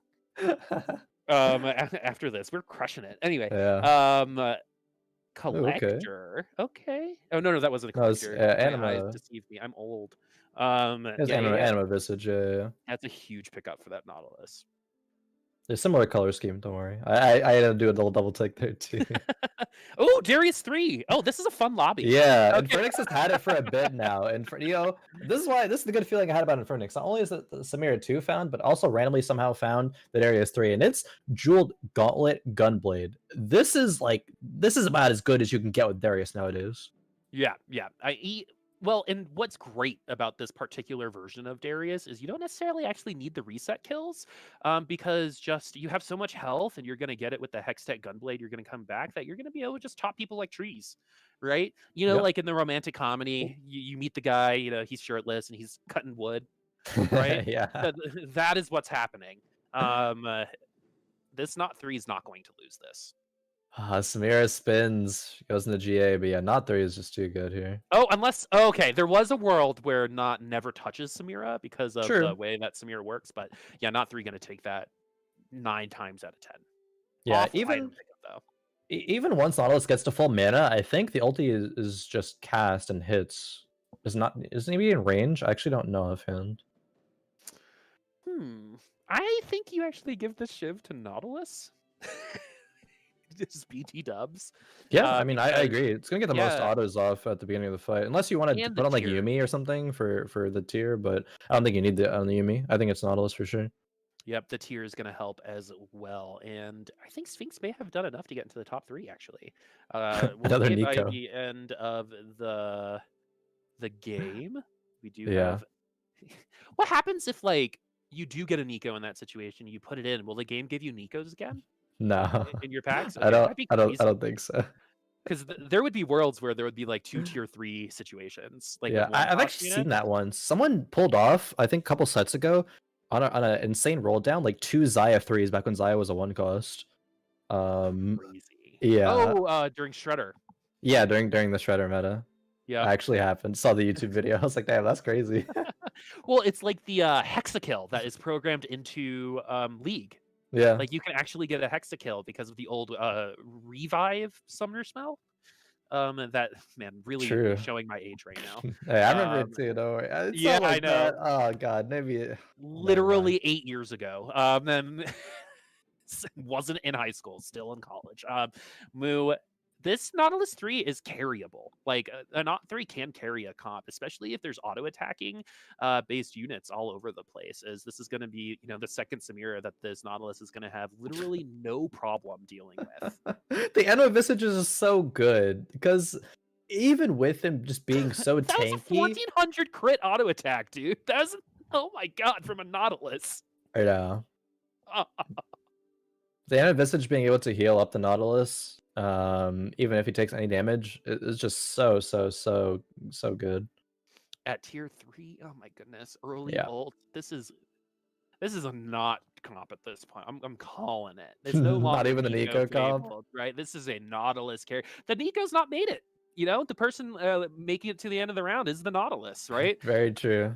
And now it's also doing like true damage. And the fact that it is staying alive longer, it is actually getting moderately good value out of the Shiv, which is Yeah. so crazy, especially out of a comp like this with all the shielding.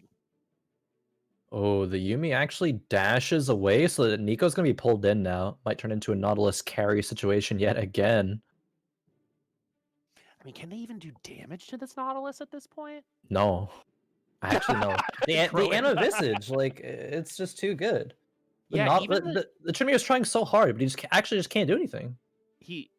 Yeah, I would be having the exact same reaction, Moo. Like this Nautilus is chatting it up, man. Is a giga chat. Yeah. What can I say? And the Shiv actually working really, really well. I mean, I would go ahead and sell one of those. Yeah, there you go. Okay. I think a Cho'Gath that's 2 the is correct one nice. to sell. Yeah, just to give not more time. Give not more time. Hey, Nico's still there. She's still contributing. I'm not inviting her to the party. Oh no. This is a Nautilus party now. Nico cannot. Nico's gonna steal the show. Infernix though. If anyone can steal the show, it's Infernix and this Darius and Samira. True. Very, very true.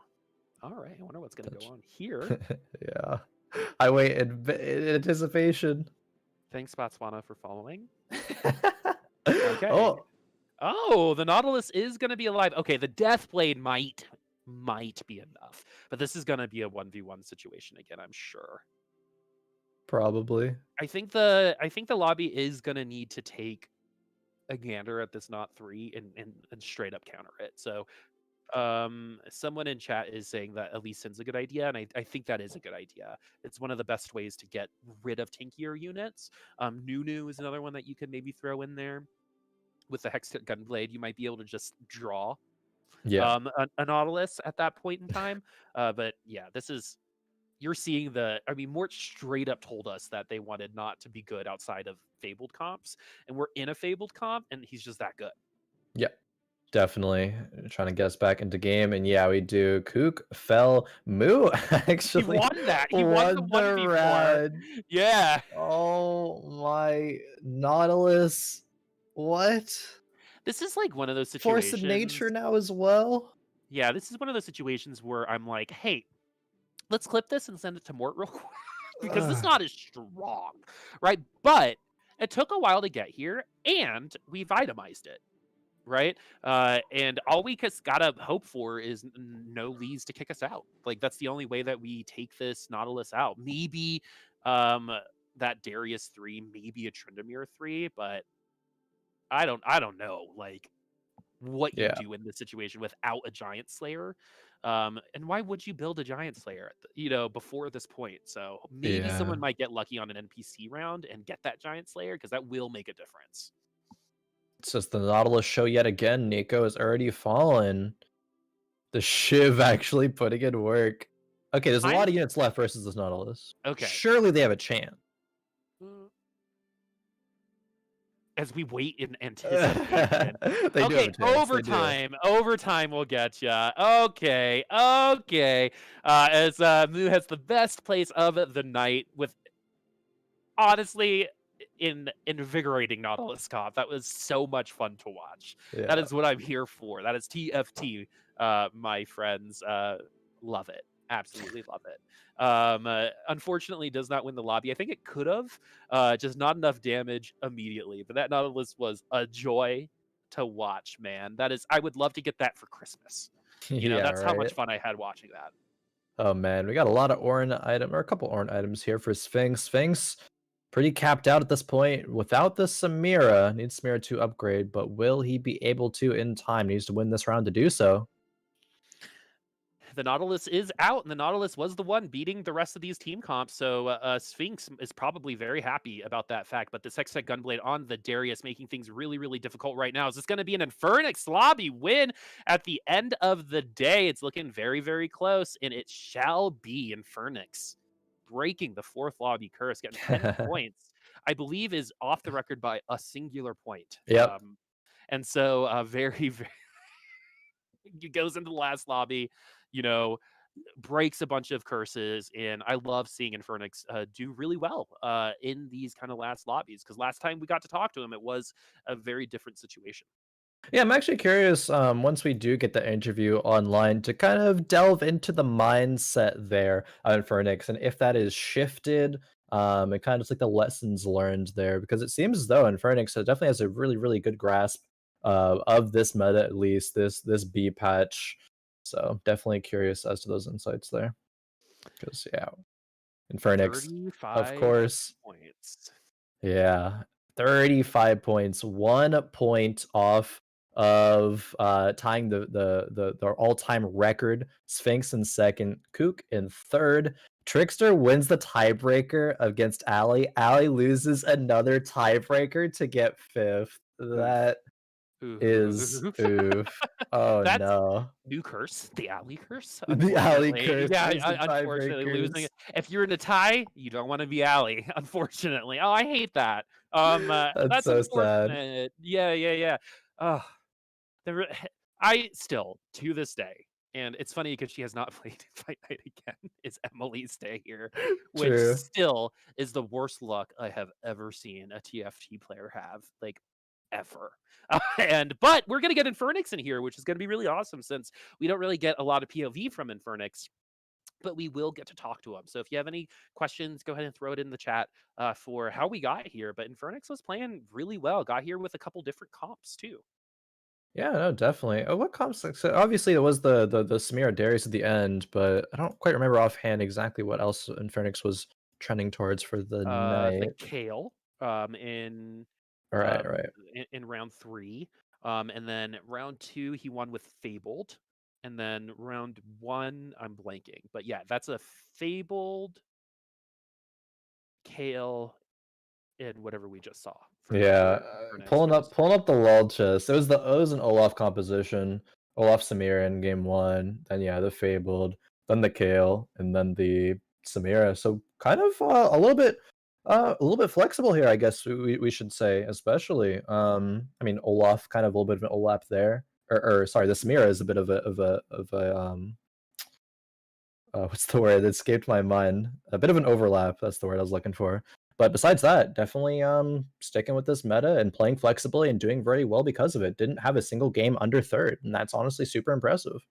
Yeah, there are a couple players who come in here and do that, and then they play so well, and then there's just 1 week where they just don't have it, right? And Yeah, Infernix was victimized by that the last time they were here, so I'm so happy that we're back and able to recreating success is so much harder than achieving it for the first time, right? Like definitely.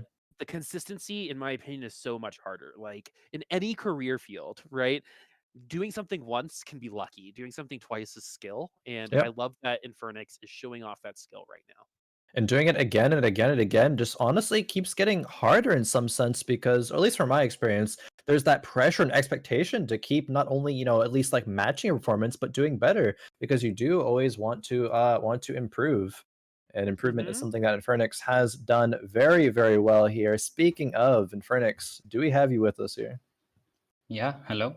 Hello, hello. Hello. Hello, hello. Hi, guys. Congratulations on winning Fight Night Rising, and you had a lot better game 4 than when we spoke to you last time in Phoenix. And I wanted Yeah. to first ask you, you were very hard on yourself before when you had a couple firsts and a second, and game number 4, you're super hard on yourself. Did you have any sort of mentality shift after that, or is today just like you just had a better game 4? Like, what has changed, if anything, between now and then? I think the first time it wasn't all that serious. It was just a bit of memes, I suppose. Like I wasn't that hard on myself. I mean, it did Okay. feel bad to not like break the record, but it was mostly just a meme. It wasn't like, yeah. I was still happy with the first. That's Definitely. good. That's good. Yeah. Hey, and hey, good job on the only I think top 4 kill comp today. Yeah. Yeah. just know- to let you know. I do agree with you. Like whenever I play Kale on the ladder, I go like 6th, 7th. Yeah. Yeah. But I saw the angle, and you were talking about it like the whole time. So I'm like, okay, it's time. I love that. I absolutely love that. So outside of like so actually on that track, what comp do you think is coming into popularity right now? Because like I think Kale is getting a little less popular as time goes on. What's gonna kind of come out? What are you excited to see? I think the comps we're seeing are that we were seeing before the B patch are basically it. I saw someone tried to play reroll mages, which was honestly, I think if you have a good enough start for it, it can work. Like I've played it a couple times, not this patch, but like since I've played it, it hasn't changed. There hasn't been any changes to it, and it could be very strong. I don't know who played it. I don't remember. They didn't seem. Yeah.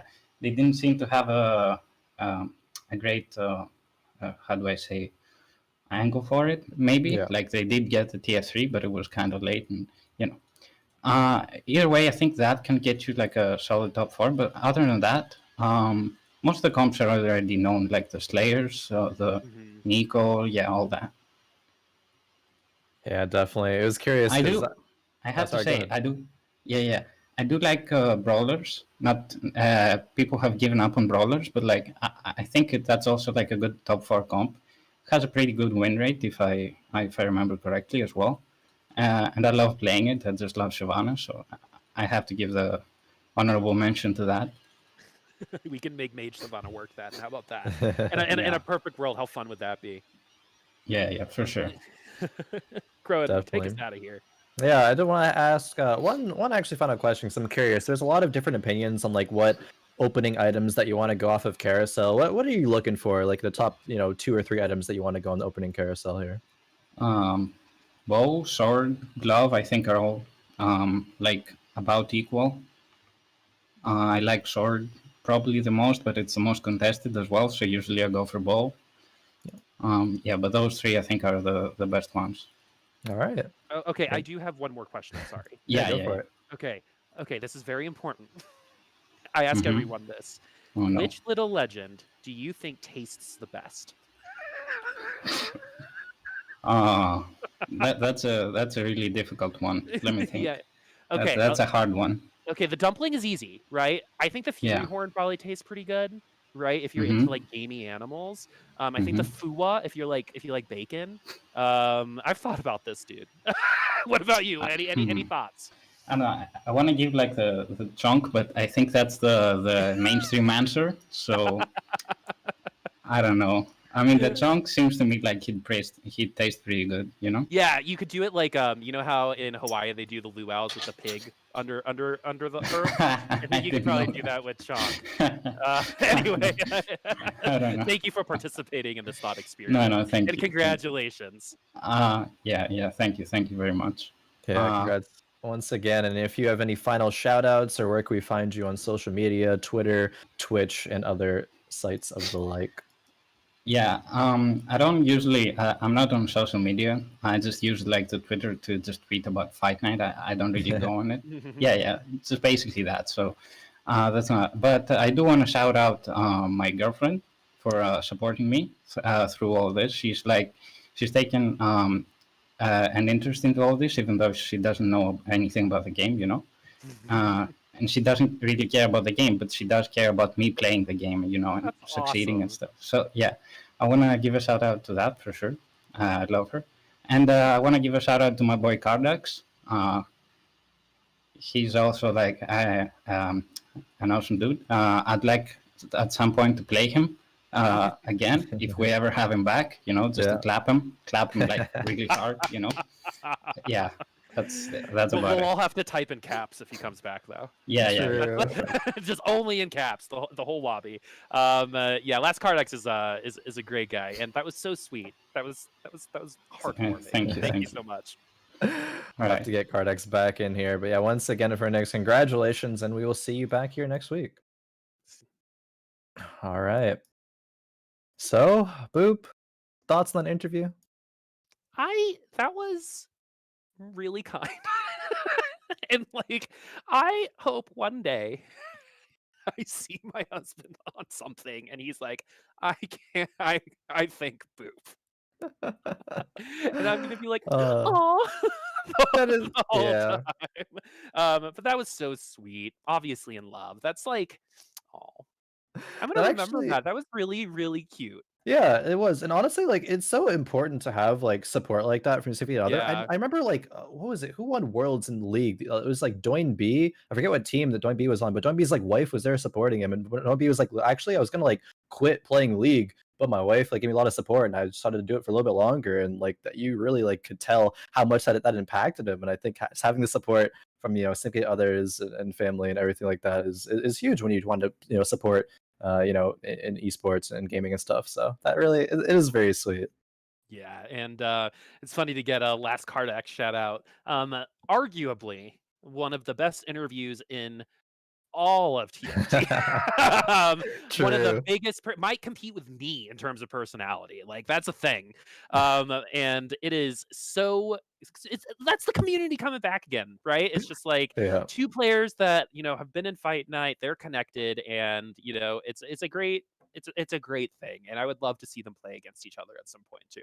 Definitely, I'll have to have him back. I'll be excited to see that one in the future, but future it shall be, because we are done for here on Fight Night Rising tonight. Do got some action coming up, of course. If you're invested in the TFT, scene, you're going to be checking out those regional qualifiers, qualifier 4 going on, I believe it is. So a lot of TFT action. Yeah, the last one. That's some really spicy stuff, some good stuff. But again, that'll do it for here for us tonight on Fight Night Rising. This has been Khroen and Boopasaurus, and we will see you all next time.